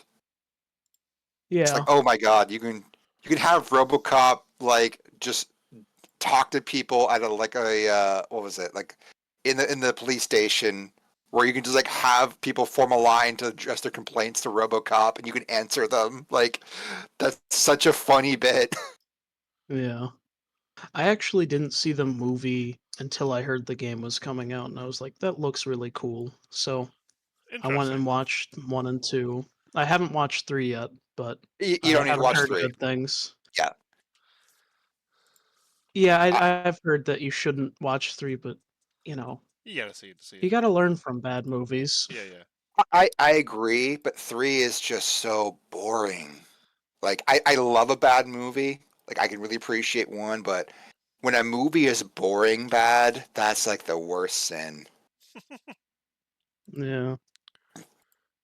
And also they made it PG-13. Yeah, that could probably be an issue. Yeah. Um, Oh god.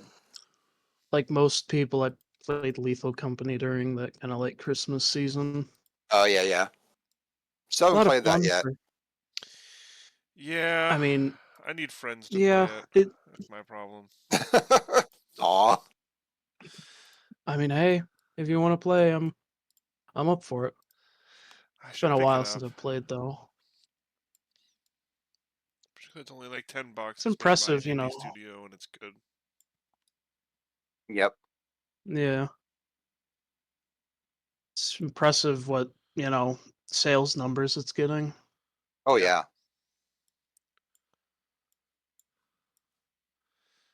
Honestly, that goes to show, Did you like, wake? too, like, I like, or prove that, like, I've said this before. I really think the ticket is just you make something that you were able to put enough time into.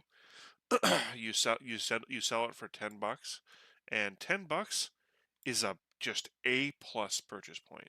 Everyone's Yep. down to spend $10 on something. $10, Yep. oh, that's easy.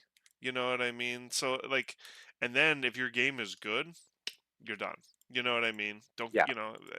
You're raking in the cash. Yeah. Yeah.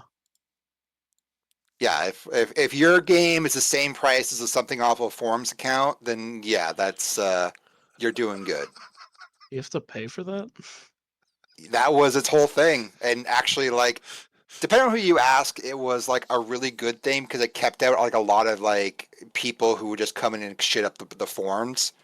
And on top of that was like the moderation was like basically like if a moderator just decided they wanted to ban anyone with like the letter F in their name, they could.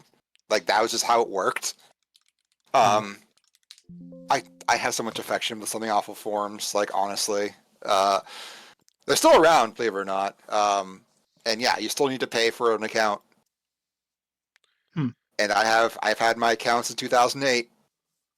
Shout out to any goons listening. And then Jawake asks, "Do you think Duke Nukem will smoke a blunt?" We're not ready to talk about story elements yet. We're not breaking NDA. I mean, he has smoked weed in World Tour. Oh Didn't yeah. That's he? true. Yeah.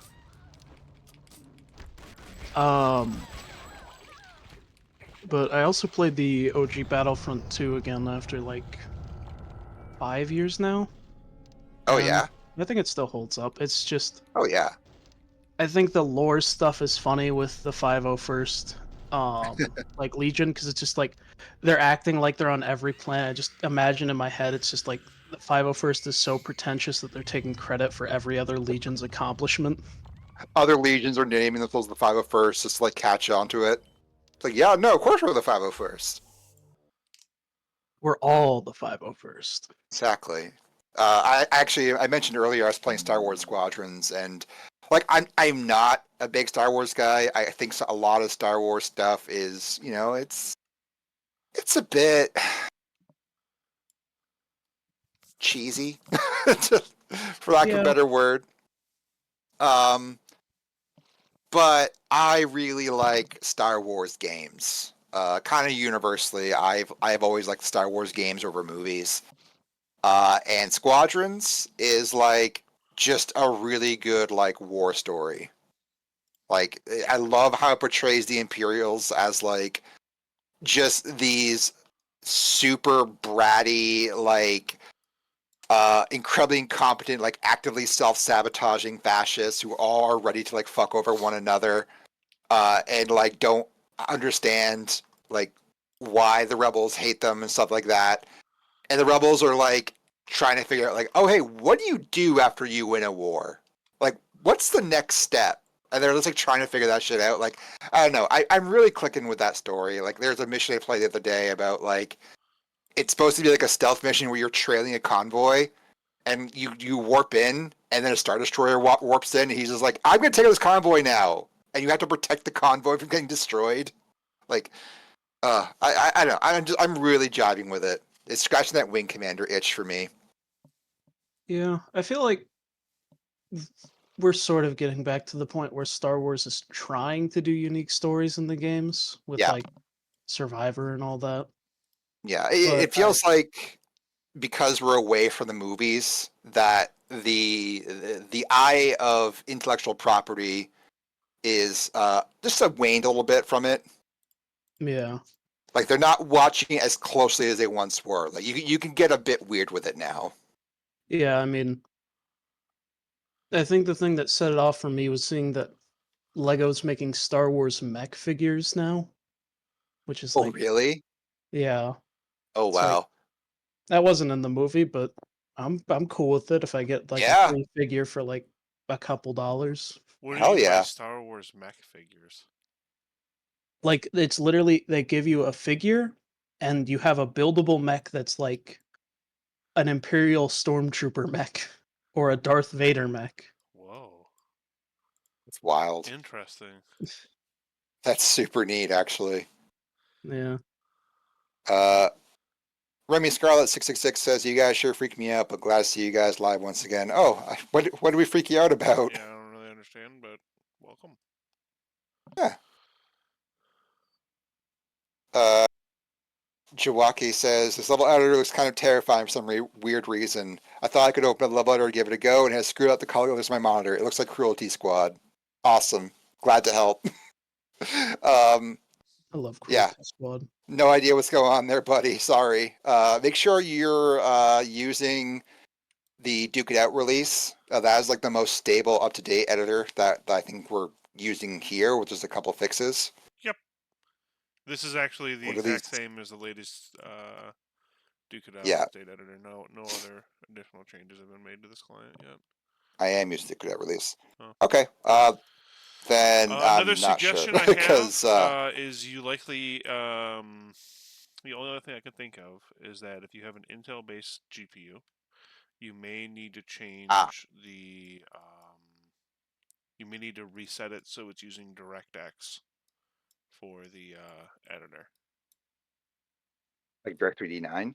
Yeah, Direct Okay. 3D 8, but yeah. Oh, Direct3D 8. Okay. Yeah. That's great. I'll be honest with you. I can't like. I appreciate all you guys. I can't help you troubleshoot right now. I'm in the middle of a stream. Yeah. Yeah. More than happy to help. I'm a really friendly guy. I love helping people, but I'm a little busy. Yeah.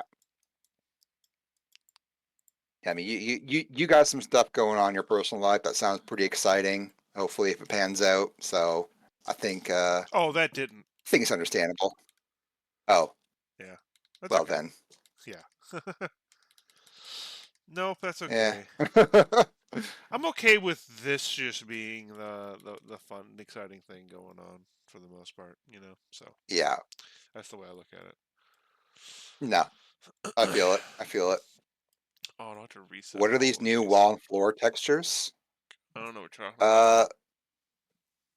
Yeah, these are the same textures that have been in there since like the leak. Yep. I think it's really funny. Okay.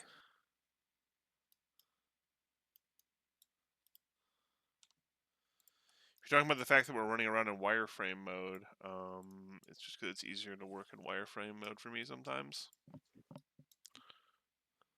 Oh yeah. That makes sense.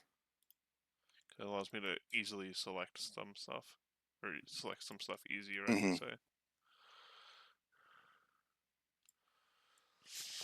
So Stream now, freeze? No, stream's still going on my end. Same here. Try restart and chew. yeah, I see it still running strong on my secondary monitor here. So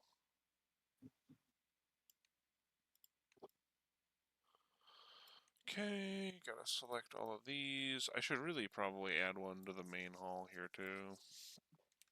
Yeah. I think it's called main Just kind hall of complete Firehawk.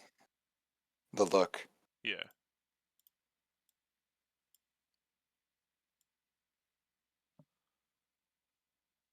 Joaquin, if you do that, post it in bug reports along with your INIs, Yeah. and maybe we Again, can kind of help you diagnose it through that. again, it's probably because it's using the OpenGL driver by default instead of the DirectX Yeah. driver, which is what the old one used, and so that's likely why you're running into that.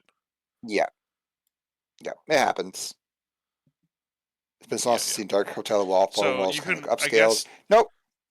I said I wasn't going to do this, but so if you want to fix it really quick, just click on the view tab, then click on viewports, and then click on configure, and then reset it to whatever configuration you want. And click OK, and then it will reset the window into DirectX mode. There you go. Oh, why is it unhappy? Uh-oh. Did it dough?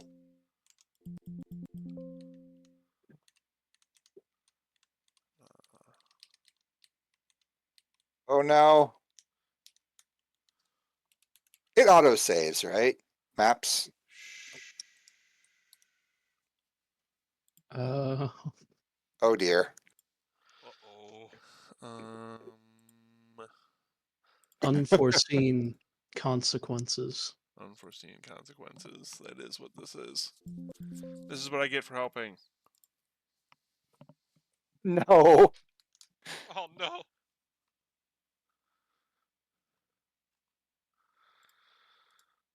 Oh dear. Please come back, Duke Ed. I'm sorry I insult you constantly. Remember, kids always save. Yeah. I don't think I'm too far Unless back. it's Hammer. I don't know what's with Hammer. If you save too much, it'll just like say, "Oh, your map doesn't exist anymore." Look, that's great. So I think this is okay.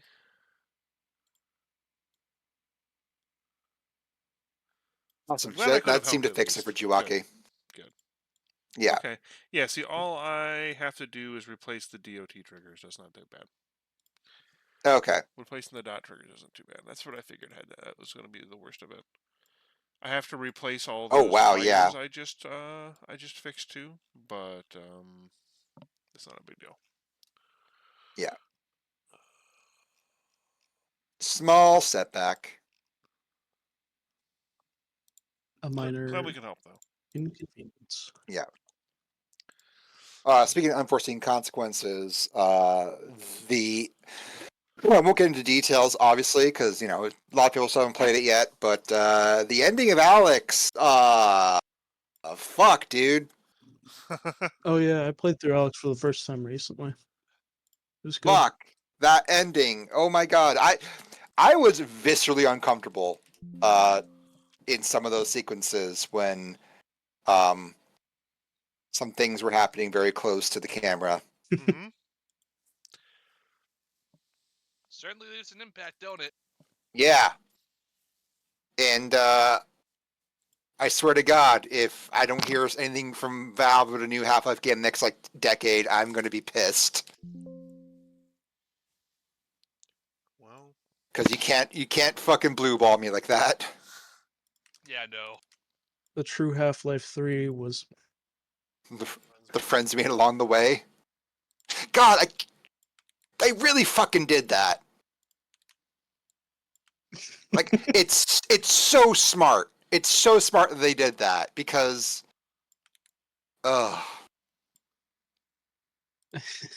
fuck. Now I'm just emotional over again just thinking about it. I need to play some of the custom campaigns, but I don't know how many of them are like okay with not having free movement. yeah. I Yeah, can't yeah. recommend a good one because it's very much like you have to be ready for it, and it was like it's one of those maps that's meant to play like a John Wick movie scene. Yeah. You can't really play that if you use teleport. Yeah, yeah. So a friend of mine recommended me some games to like help me get like my free movement legs going, and like I bought some of them. By the same time, I asked them like, "Hey, how long did it take you to be okay with this?" They're like, "Oh, a few months." Like I would basically play this game for like 10 minutes a day, and then I had to go lay down afterwards. I'm like, "Oh, cool, okay." Um, my advice, and this is gonna sound weird, but think of trying to like do the whole free movement where it like thumbstick directional movement as if Mhm. you're in a very tiny tank and you have no legs. Okay. Because like I can do like cockpit stuff. Like I'm totally fine in Squadron. Like, and that's all like controller based movement. Yeah, Well, like yeah, you asked me to like walk forward, and I'm like, I will die if I do this. it's like people playing the plank game all over again. Valve is Half-Life edging us. Yeah, same as always was. It's a way to put it. Can you think of a better way to put it at this point? I don't know. I don't think I played many VR games past years. I don't know. I always found it to be too much of ever to sit up and play. Probably gonna sell my headset. I get that. I mean, like, it's definitely like I need a solid like, because I need to like get my headset out of the charger. I need to like put it on the controllers, put on the headset, get into virtual desktop, connect to the computer, start the game, start Steam VR, start the game, and hopefully everything works. And also, I have to be in the same room as my router. Like, even if I'm in like the room beside the room where the router is, I get like such serious connection drops. Like it's so wild. It's like I cannot play at my computer. I have to like play on like in the living room, which helps with like walking VR. But like for sit down stuff, I have to be like on a couch. Yeah. Try sitting on your knees. It helps. Okay, that actually. I'll give My that a shot. favorite VR game that I've played so far though is Pavlov. Yeah. It's very much he doesn't like teleport users. Yeah. Um, but yeah, no, I'm hitting way more shots than I think I would physically aiming. Mm-hmm. You played H3 VR, right, Lurker? A limited amount of experience in it, but yeah. I have 20 hours in that game already. It is if okay, listen, I'm just gonna say it. That is like the greatest Stim toy ever made. Like it is $20, and like I just sit there playing with the guns and just rocking the slide back and forth and just like ejecting the mag, and it just makes my brain happy. It's the clicky clicky sounds are so satisfying. Yeah, I should probably play more because I just looked at my playtime and I haven't even played for an hour. Yeah. Also, it's got a Desert Eagle police carbine in it, which is really wild to see. Yeah, I showed it to October a few days ago. It's like, this is just in this game. Yeah. Pablo VR is great. I haven't played in ages. I remember having a really fun time in the custom game modes. The recreation of that one Halo Forge map, the endless hill that you drive down is great. Oh, that sounds really cool. I got the game with the gun on PSVR. Oh, Farsight, I think it's called. Played for 8 hours straight of twisting my core nonstop. I couldn't stand for 2 days with delayed onset muscle soreness the next day. Wow, that is hardcore. Damn, son. But I bet that's a good workout. I should pick up Beat Saber and use that as a workout because I could probably stand to do that. Yeah. I also saw like a Until You Die or Until You Fall or something, which is like a sword and shield game that's like for fitness too. Hmm. Is the skeletal mesh implemented yet? What do you mean, Remy? Yeah, I don't know what that means. I still don't have abs. Aw. Play a lot of VR games sitting down, which is a pain because some of them don't like the idea of sitting down for some reason. Yeah, it's a lot of VR games expect you to have like a walkable space, which like thankfully I do, but like I have a pretty big living room, but VR really makes me understand that the value of like walkable space. It makes me wish I could like fold my couch into the wall and shit because like goddamn, I just like I stretch out at all and the boundaries show up. I'm like, oh come on. The skeletal system for the NPCs as well as the player character. Yeah, that's always yeah, been I a think thing, so I don't Yeah. know what you're talking about. I think the only thing we don't have skeletal animations on are gun animations, right? That's all Yeah. still And even vertex then- based. Yeah, and even then, Yeah, we're planning on transitioning away from that eventually. yeah. I should probably get back to animating again. Because, like, I've been doing animation, but, you know, not a lot of it. Sure. Yeah, well, I mean, like it's still like it's only January. Yeah. But it's also And- like 20 different guns. That's true. That's true. The experiments we did yesterday, though, I'm still buzzing about that. I miss it. Well, The I don't know if we're allowed to talk about no, it here. no. Just I just want to hint at something really cool that we did yesterday, and that we can't talk about and tease everyone because I like teasing y'all.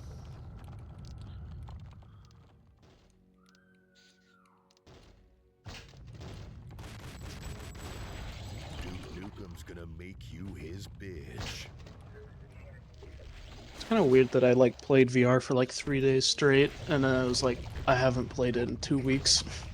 That makes sense. Are you guys planning on expanding on the weapons? They seem mostly complete. We've done some like experiments. Otacon added like a Dragon's Breath rounds for shotguns, but like again, those are like experiments. Those probably won't ship unless like Yeah, we don't know if they're we gonna ship or find not yet, basically, yeah. With regards to, like the arsenal itself, we have ideas. Probably at most 2 extra guns. Yeah. If that, and that's remains to be seen if we can pull it off. But that is on the wish list, and that's it.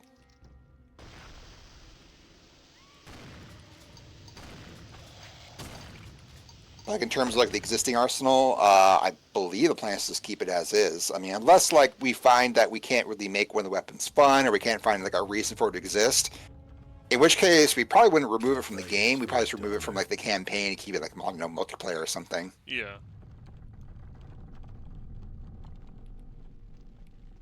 Also, speaking on that, Otacon, we mentioned that we're going to be separating out single player and multiplayer weapons like separately stats wise, right? So we can like I tweak think them individually. So. I think so. Yeah. Oh, this didn't trigger properly. Damn. I'll have to tweak that. I should figure out how to make textures similar to the NPCs. I also love those textures where you can tell it's just a photo one of the devs took of like John down the hall. Yeah. Sven Be said, cool if you use a sprite. I totally agree. It's definitely something I thought about. Yeah.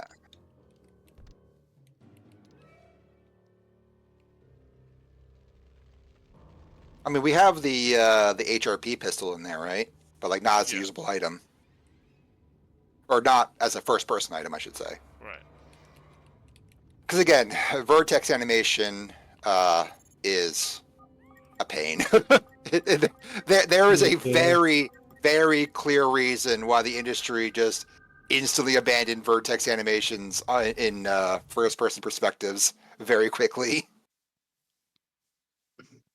Yeah, no, it's dumb that it's like designed not even convertibly like to any other forms. It's just kind of stuck where it is. Yeah. Like if I was to guess, I assume those are just like the Quake 2 animations they had or something, and they just. But then again, you look at the '98 trailer, and they're completely different animations. Yeah, that's also well, Which- but they also had stuff like Ready by '99, which was Yeah. kind of like I still feel like they only had one frame of animation for every gun in that magazine ad. Oh, probably. Yeah. It was just the pistol body could spin and shoot, and that's it.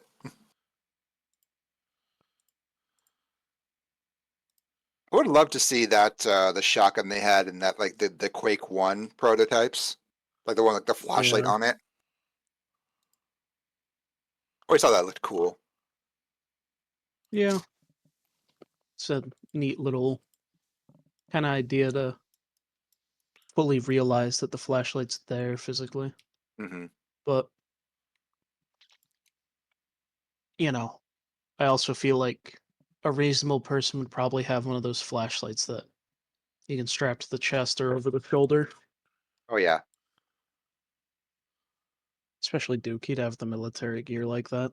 Oh yeah. You'd have like that Vietnam flashlight. What was that thing called? Probably the name.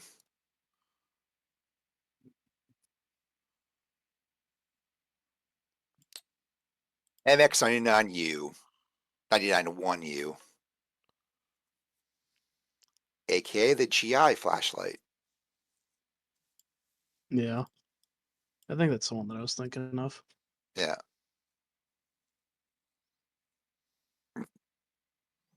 Yep, I actually saw one of those at a antique store, but the originals cost so much, even if they're not in working condition. Oh yeah.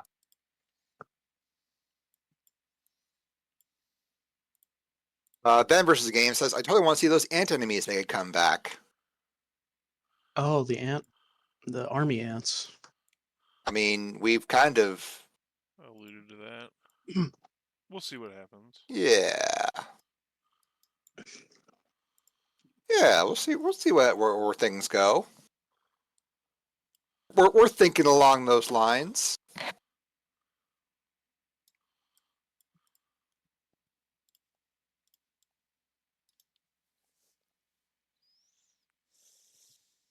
Okay, so what happened with this? Why didn't this trigger?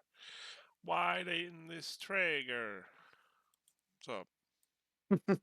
What's up with it? Of our own .0.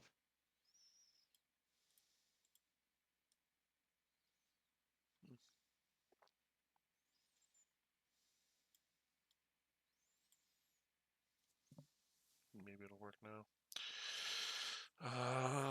Just save me from having Here's to hoping. really quick. Okay, so now I just want to get this roughed in at least. Info actor, dispatcher.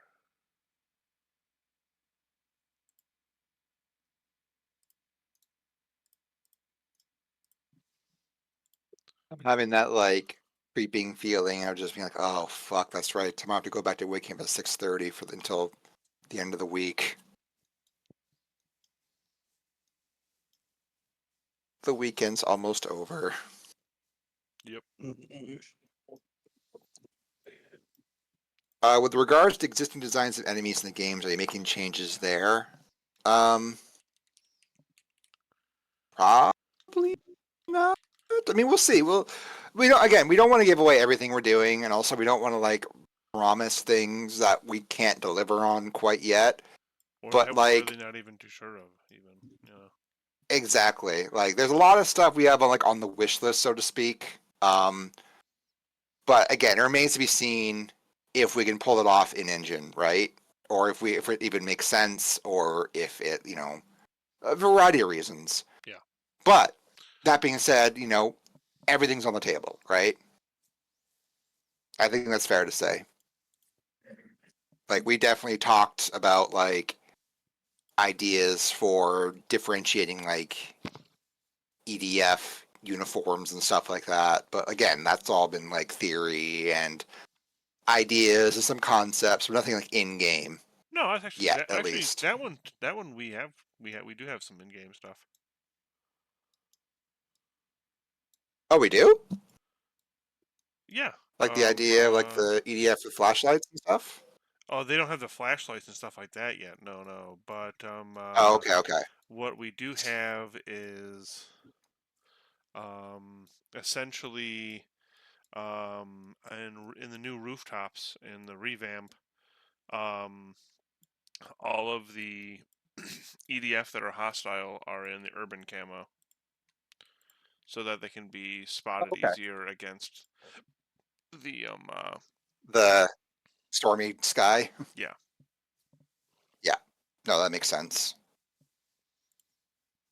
Yeah, because even though it would make sense for them to be in the all black uniforms, like camouflage wise, it makes playing and fighting makes against them kind of a gameplay pain in the sense. ass. Yeah. Yeah. And ultimately, that's what we're focusing on is, the player having fun versus us feeling clever. Right. So, I mean, Especially at trying that to point when be you don't have clever. like the night vision goggles or anything else like that, or the heat vision goggles or anything. Yeah. Also, hey, Chew. Again. Hello. I'm just here because the stream's not working. Stream's not Oh. working. What do you mean? Oh, at least it's not working for me. I'm downloading a lot of shit right now. Oh, gotcha. Jeez, dude. Okay. Made my heart stop for a moment. And we've been talking to ourselves for an hour and a half. Wouldn't be Which the is first true time. in a way either way. Hey, you know what? People, you treat this stuff as a podcast. I'm down for it. We've had more than a few people say that they use these streams, just put them on the background, they're doing other stuff, and just listen to us natter on. Hey. Sounds Hey, good. whatever works, right? Right.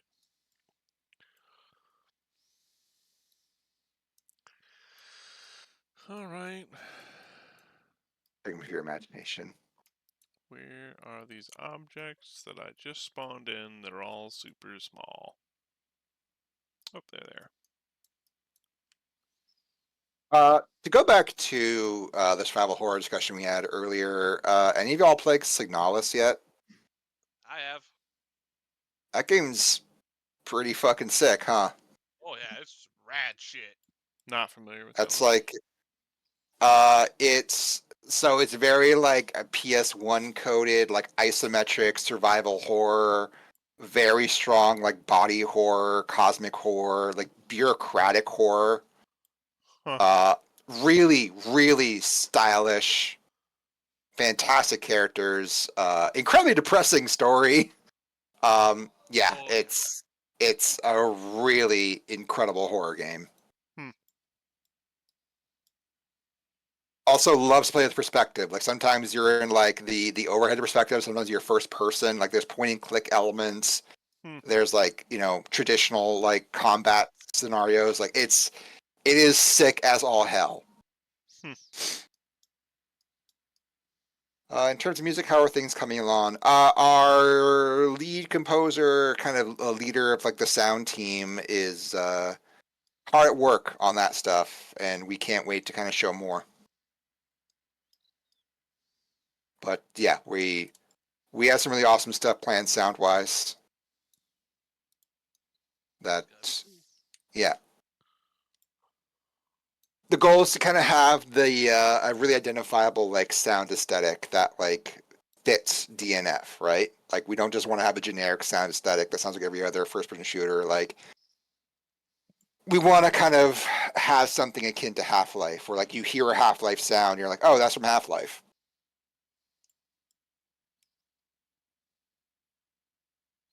I can't recommend enough Forgive Me Father.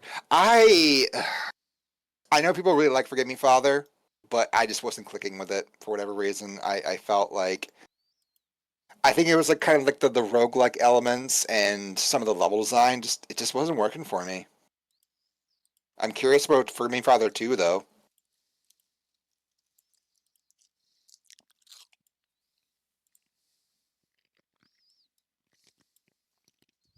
Uh-oh.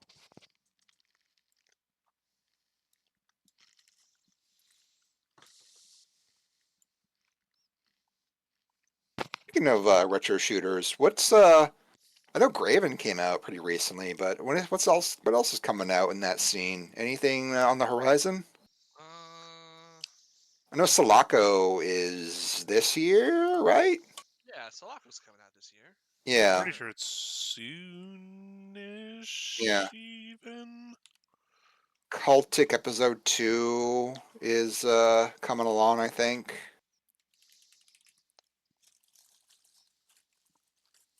Gosh, what else?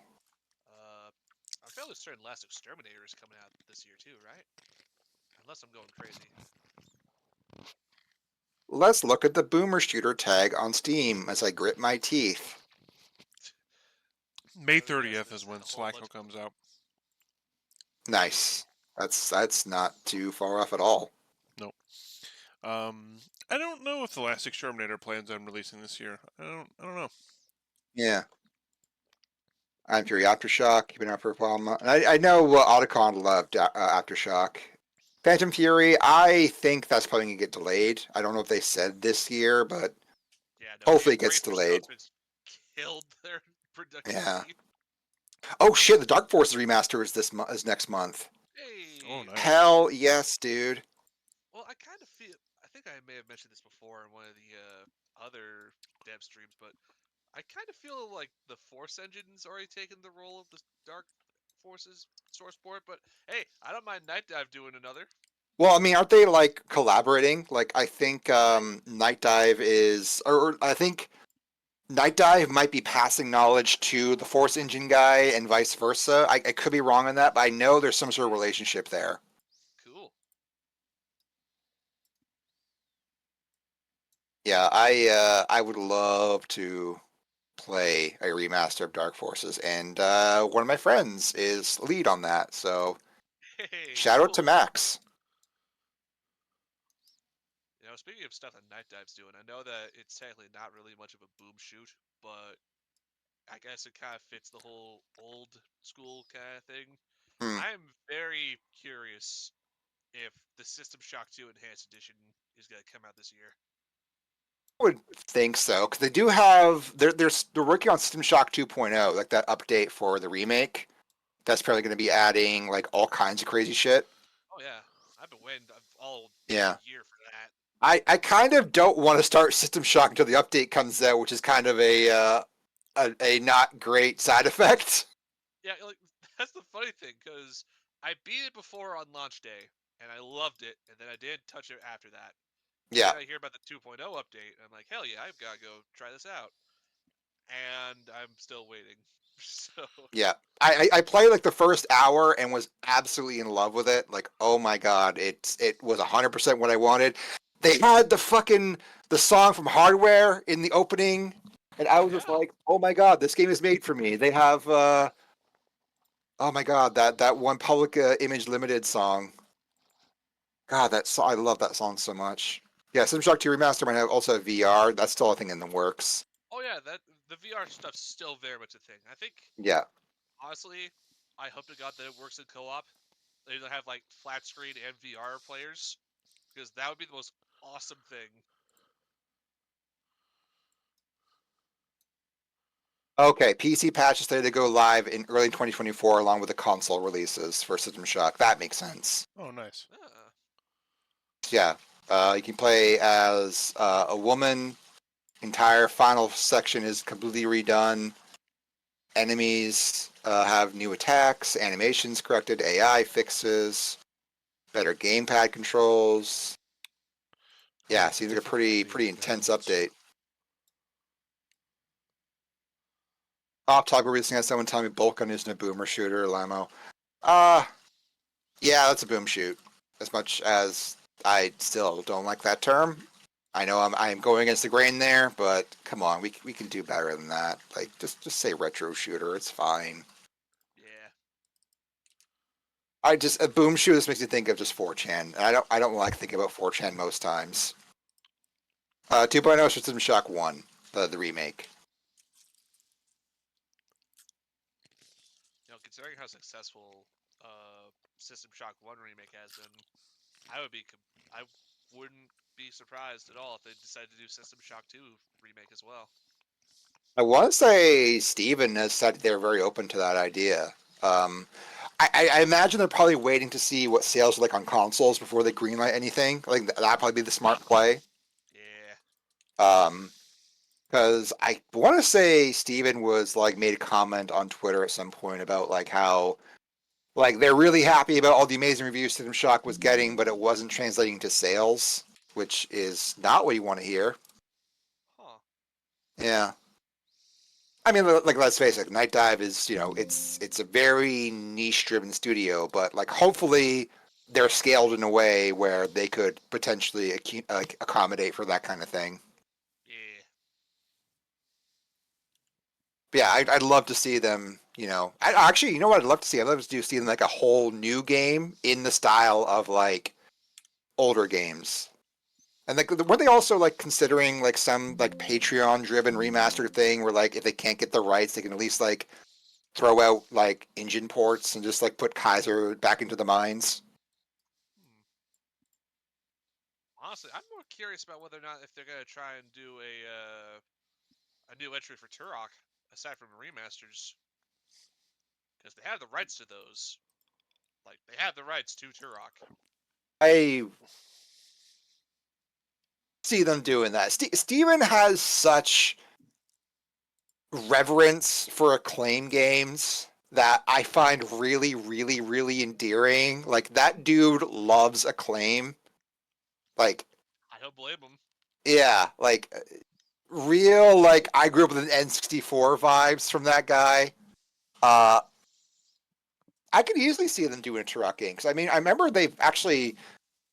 he was on a podcast or something at some point and they were talking about Turok and he said like offhand, I want to say, and I can't remember what it was, so I apologize for sounding like, oh, I heard this before. Yeah, I could easily see them doing a Turok game. I mean, they have enough experience with them. Yeah. I'd also, yeah, I'd love to see them do like something entirely theirs too. Like, I want to see what Night Dive could do with the System Shock team, provided they still retain all those people. Like, and do like, okay, let's do something entirely new at the same scale as System Shock with the same like kind of look and feel and the same budget level. Like, yeah, they could probably do something really cool there. Sim Curse Strikes Again, yeah, absolutely. Harvester 2. Oh man, a Harvester remake would be amazing, and also the most like fucking terrible idea ever. Oh jeez, I don't think that would sell as the biggest I issue. would buy a copy. Stephen I'd Kick, if you're listening, I will buy a copy of the Harvester remake. I got the man Oh Steve. God, you always were a kidder, Steve.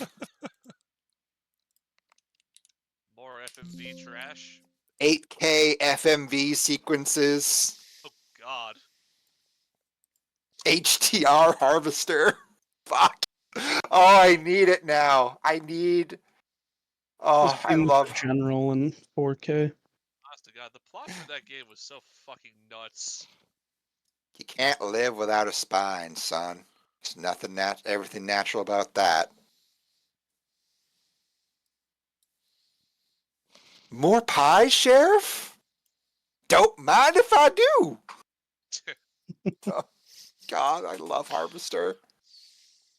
I need to finish it. I was gifted it from a friend, and it's just like I got too weirded out. It's a really great one half of a game. It's only half length. No. What I mean is the first half of it is like the most coherent in like its thesis, so to speak, like what it's trying to say and do. Okay. The second half feels like, and I wonder if this is like part of what they were going for. The second half of it is just a mishmash of vignettes that like relate to like core ideas about that game. And like the idea is like, oh, well, you tempt the player with these ideas and you make them think or make them laugh or whatever. And like there's no real connective tissue between them until you get to the very end. And I always wanted the second half to be as strong as the first half. Like the first half is fantastic. I mean, the shit you can do in the first half and the way it builds up to you're just doing the most horrific things. I haven't gotten that far. I just know that it's weird. Yeah. Okay. All right. I won't say any more. Fuck. I love Harvester. The guy who wrote that worked on Wing Commander 2, believe it or not. He wrote the script for Wing Commander 2. Bro, what? Yeah, he's ex-Origin. Damn. Like, that team had some, like, genuine, like passion behind it. Oh yeah, those guys were like crazy. Yeah. If you guys ever played Crusader before, but like. Oh, yeah. I mean, I love Origin. I love Wing Commander. I love Crusader. Love Bioforge. Fork. A big gun.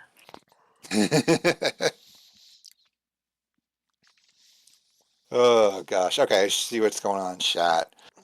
Resi 4 is, I quote, an arena shooter LARPing and survival horror. Oh my god, that's just like a 2004 ass thing to say. Like, y'all, like, okay, maybe some of you don't because some of you are young, but like, there was, before Resi 4 came out, such like a virulent, like, dislike towards that game because it was getting rid of zombies, at least like on the surface. People were like, this isn't Resident Evil. Fuck this game. And like, boy, did we all eat crow on that one.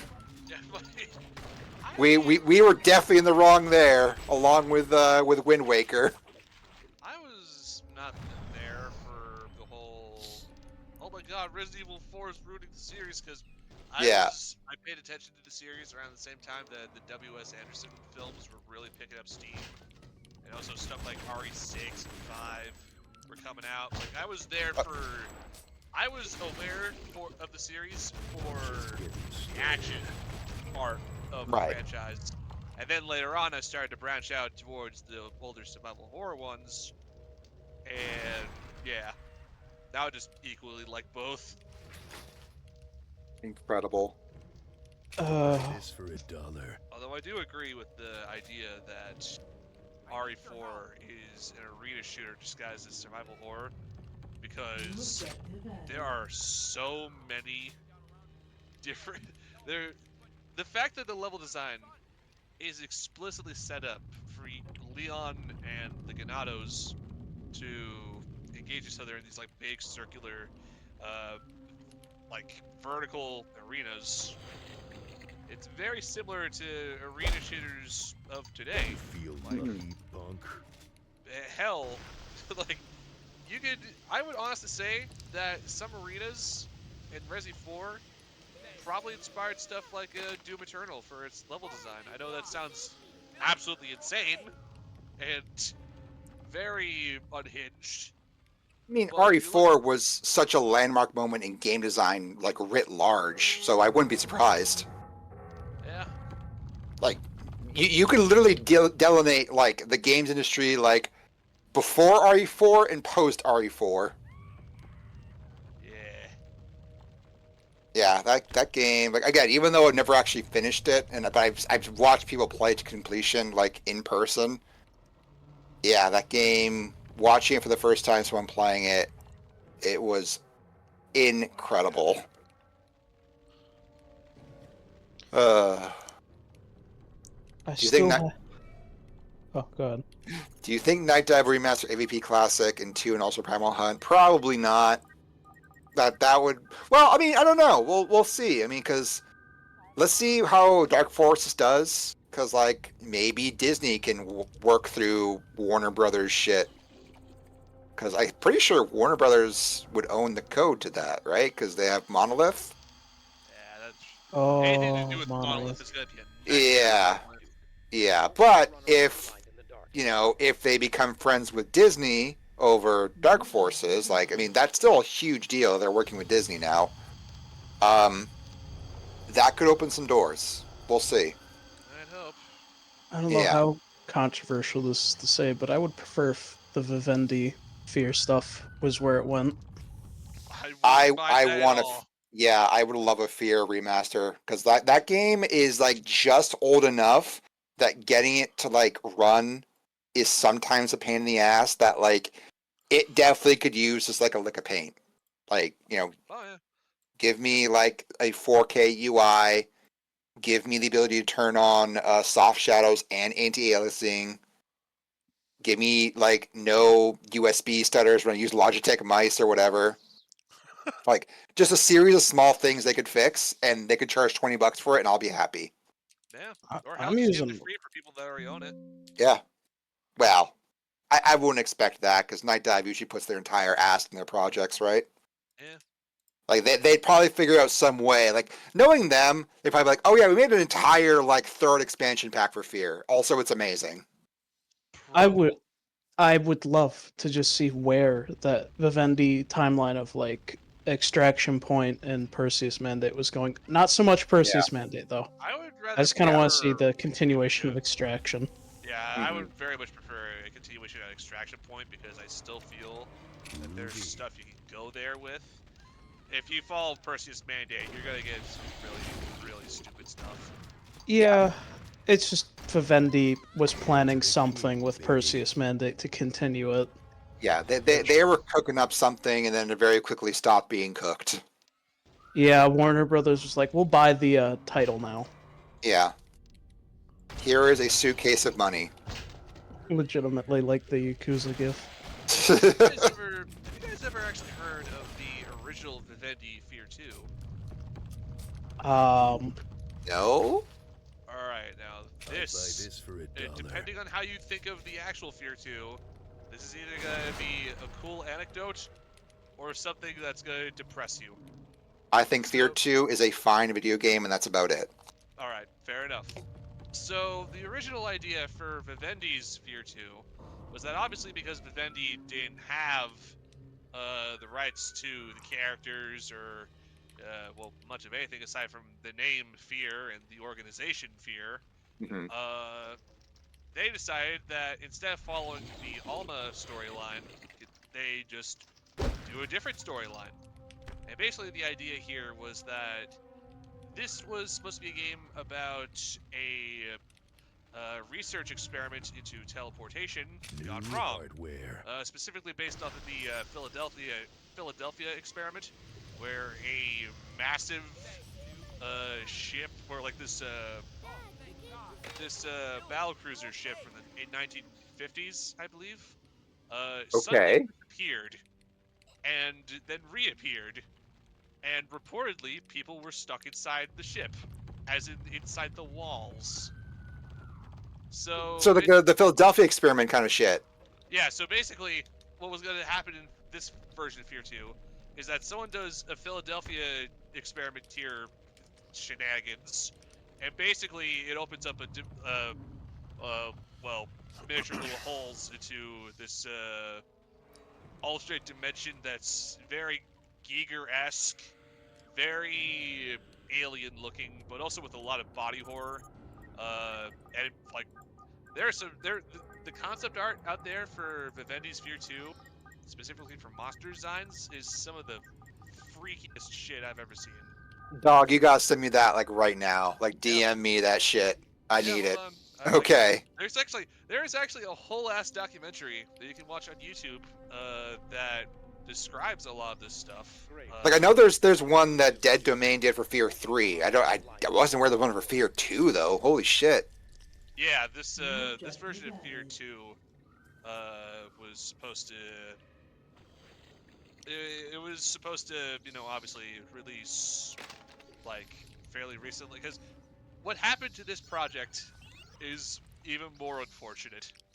See, what happens is that the Oh, I feel like I obviously, remember what happens. so Warner Bros. Obviously buys back the rights to the Fear name, Uh-huh. because beforehand Monolith was just using Project Origin, Right. and Warner Brothers takes a look at what the Vivendi guys were doing, Day One Studios' work, and they said, "Hey, obviously this looks cool, but we already have a Fear 2 in development.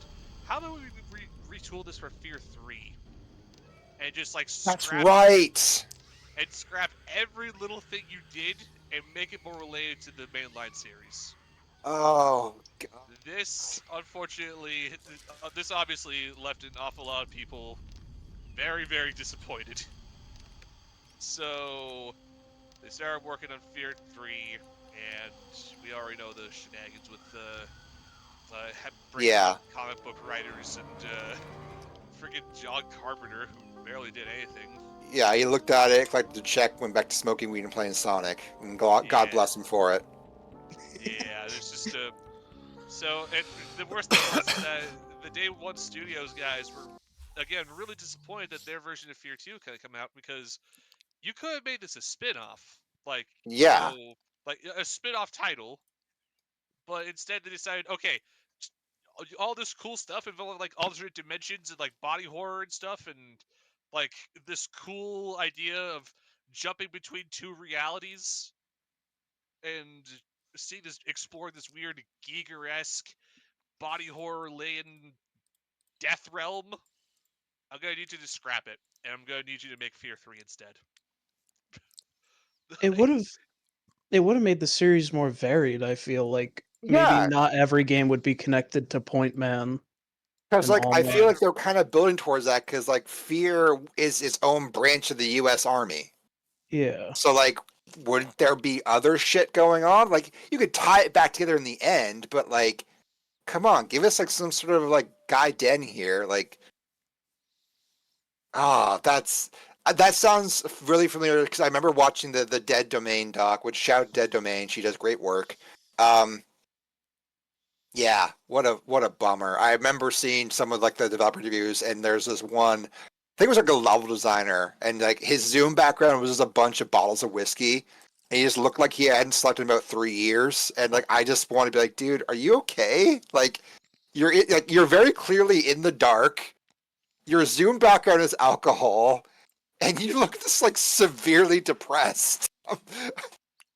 Like, oh my god. Yeah, it was just, oh. Speaking of Fear 3, I will say the middle of Fear 3 is actually kind of cool. I mean, I guess exploring The big, through the like the cities and like the towns. yeah, like that part in the Costco. That entire section is super cool. I love like the haunted Costco with like the cult and shit. Oh yeah. Like that's some good domestic horror. And like when you're going like the suburbs, like that's awesome.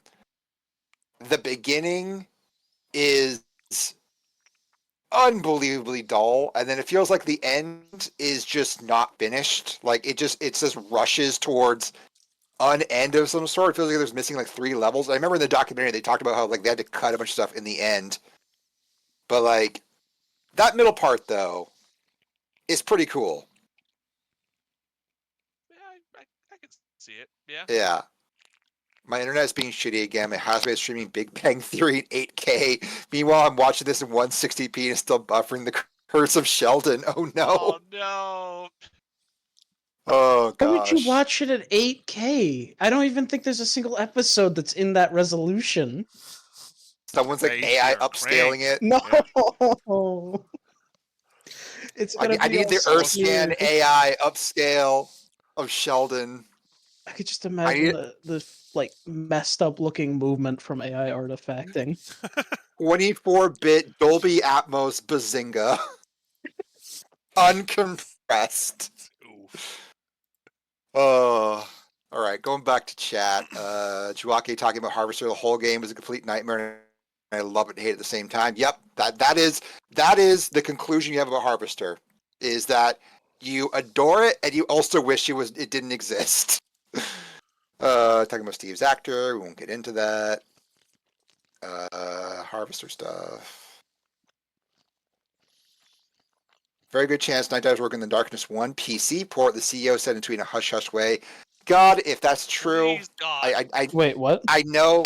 So, okay, Dave Oshry was talking about how, like, it's a crime the Darkness 1 never got a port, and then Stephen Cake was in the comments being like, yeah, that's real shame, huh? Like, eyes emoji. And everyone is now, like, huffing copium about, like, a Darkness 1 PC port, which would be fucking amazing. And honestly, if they do that, someone better make a fucking Darkness 3, because I really like Darkness 2 as well. That was a great game. And also, made here in my city. Talking about the No One Lives Forever rights. Always like the elevator section here. It's always an awfully funny gag and just slowly passing my hair. Horrible scenes in the elevator. Yeah, it's fantastic.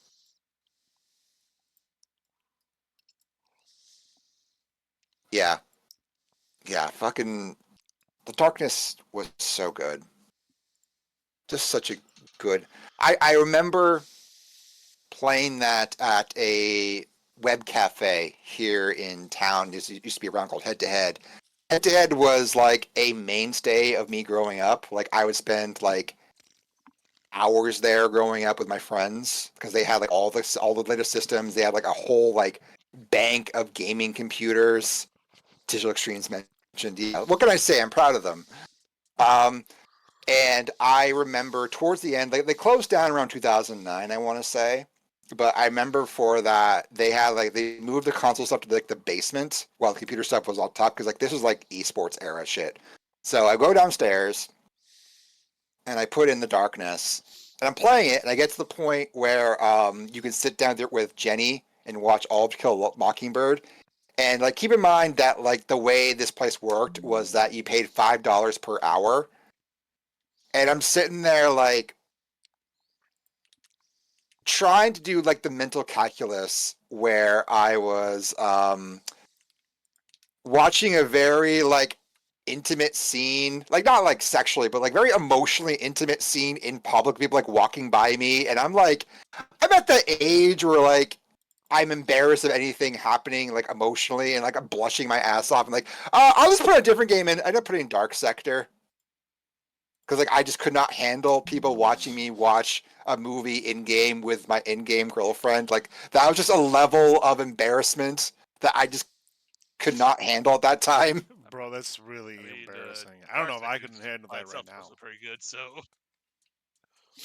Yeah, like I thought about it and I was like, no. Like first of all, financially it doesn't make sense because I'd have to pay for like an extra hour just to watch this movie, and two, I don't want people watching me doing this ever. Sorry, Jiwaki. Yes, they were talking in thing. The only reason I didn't bring it up because it's kind of spoilers and Lurker hasn't finished it yet. But yes, there's a scene where one of the main characters is like a boss fight, and originally they're supposed to be completely nude and come at you with meat hooks. But when the game came out, they like digitally painted over just to give him like pants. But like if you look really closely, you can still clearly see his dingus hanging out because Harvester. A boss fight in a point-and-click adventure. Oh yeah, that game is combat. It's really bad combat, like I don't really think I figured bad. out how to punch people. That could have gotten funnier quicker. Yeah. Oh, if you attack the kid who like takes the newspaper in the morning, he just takes out a Beretta and starts going off on you. They gave Harvester is a gun. They gave a child a gun, and also if you want, you can kill that child. Damn. yeah, you can kill practically anybody. Like there's a specific era of PC game where like child murder was just like a-okay. It's so fucked up to think about. And ugly. And yet, That's there it hard. is. Yours Oh, taking. like the minute we went to consoles, it was like, no, we can never do this again. Children I play prefer games; it they that It can't was way. die. controversial to kill kids in Skyrim. Exactly. Whatever. I was 8 years old and I was blowing up children in Fallout 2, and I turned out fine. Yeah. They're pickpocketing me, okay? I was justified. Castle Yeah, fuck Doctrine. those kids. Oh, But, that yeah. just that reminds me of a conversation with my dad playing MGS5 when the child soldiers showed up, and he's like, "Why can't you shoot them? They're shooting at you." Boss, Like, kill bro, the child? that's literally the theme of this game. It's just the thesis writ large, and you're asking, but why though? Yeah.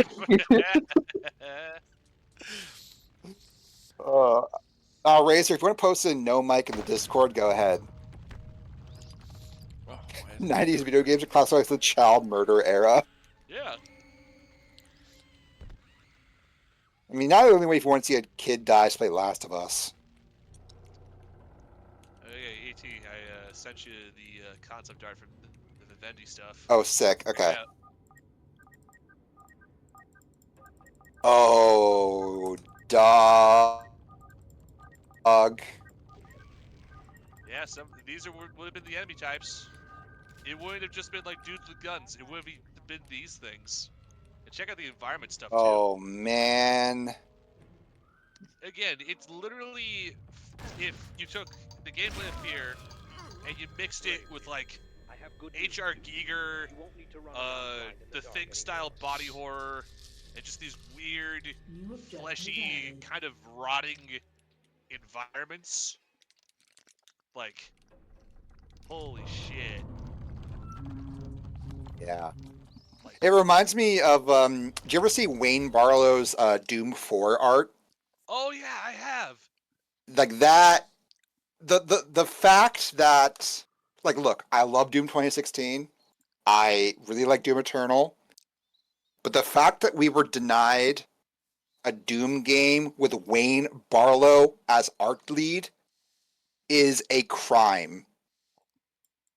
Yeah, that's just no. Dude, it's Wayne Barlow. Like, come on. Like, they should have just given him a blank check to keep him on staff. Like, even if he wasn't doing anything, just like, come on. God, it would have been great. I know that like people obviously wouldn't have addicted all that much, but by God, could you imagine Yeah. playing with Wayne Barlow demon designs? Holy shit! Concept art was so sick. But at the same time, like, I could easily see a world where, like, I mean, look at Dante's Inferno game, right? Like, he worked on that. And, like, there's some aspects in that game where you can tell is Wayne Barlow, but, like, there's definitely aspects you can tell, like, okay, at some point this was Wayne Barlow, but they asked him to dial it back a whole lot more. Yeah. So, like, I can easily see, like, Bethesda at the time being like, I don't think this is going to sell all this, like, hyper terrifying demonic monsters. Like, oh my god. Like, the detail in his line work just always blows me away. But anyway. How are things going, Otacon? How's things going with the Dark Hotel here? I mean, I think things are going pretty fine. I have basically set up a very rough version of the entire sequence at this point. You go Okay. up, you return Harold to his son, then I don't know why this isn't working, but it's supposed to activate this trigger here. Maybe I just need to turn this to...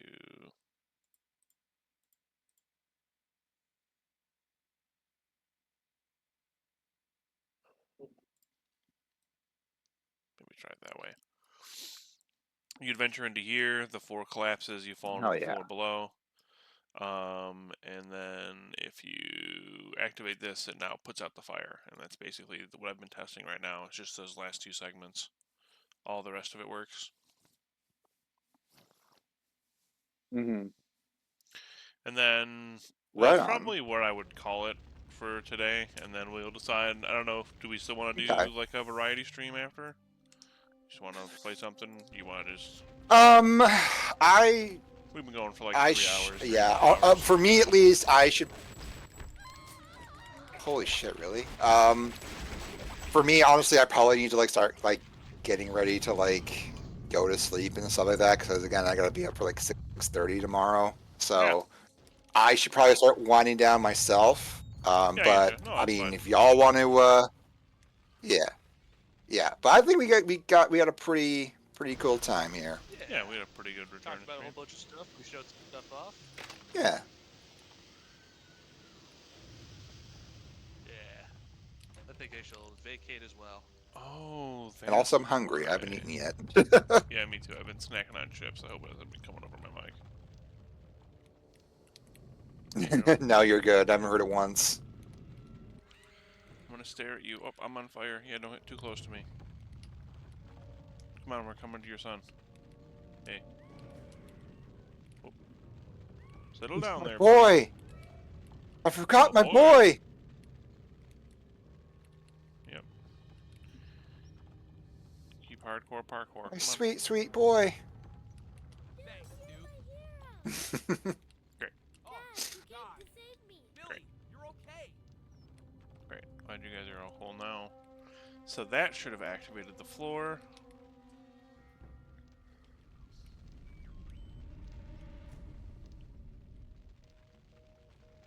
Nope, still didn't activate properly. That's okay. Ben talking about the that darkness story I had. He says, "Damn, I'm 40 now. I pay people to watch."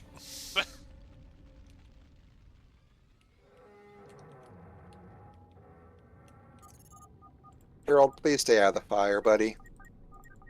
I know it's warm, but sometimes it gets too warm.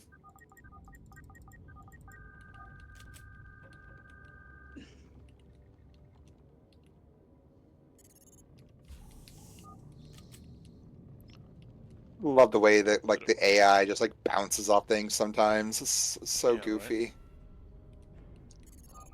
It's like a kickflip off a skateboard. Right?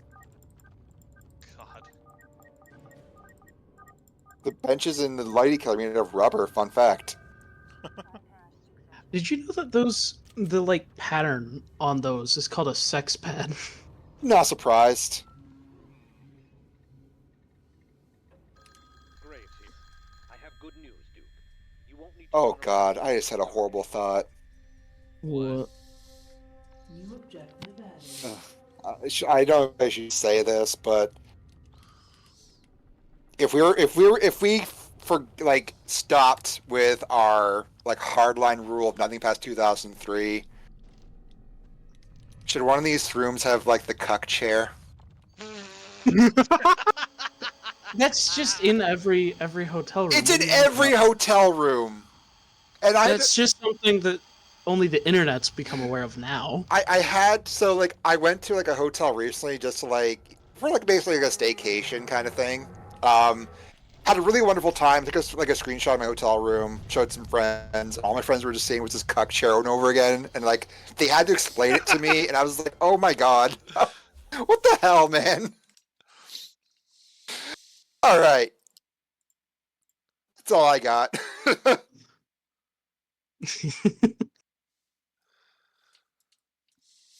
Oh, fuck.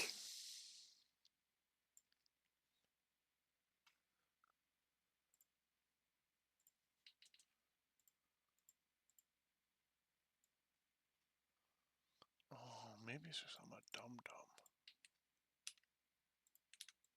But I don't think so. Most of the time, I thought the events is what the triggers utilized. Yeah, it is.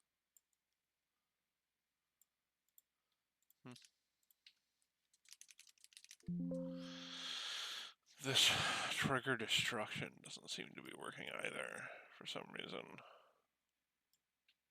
Oh no. That's okay. Well, you know what will happen, right? The minute you turn the stream off, it'll work perfectly. I'll remember exactly how to fix that again. Yeah, probably. Like, yeah. But It's one yeah, of those things you like know, because it's being perceived by the public, it won't work. right. But honestly, I At think the that very least, the is best in the hotel should vibrate. probably a good spot to call it. We've been working pretty hard. Yeah, Um, yeah, and gabbing about whatever. yeah. So yeah, I guess with that, thank you very much everybody for tuning in today and joining us for some I don't know, just kind of getting back into the swing of it, you know. Uh hopefully you know, wacky the Duke next stream will shenanigans. be announced a little earlier than like 2 hours before it Yeah, happens, you know what I mean?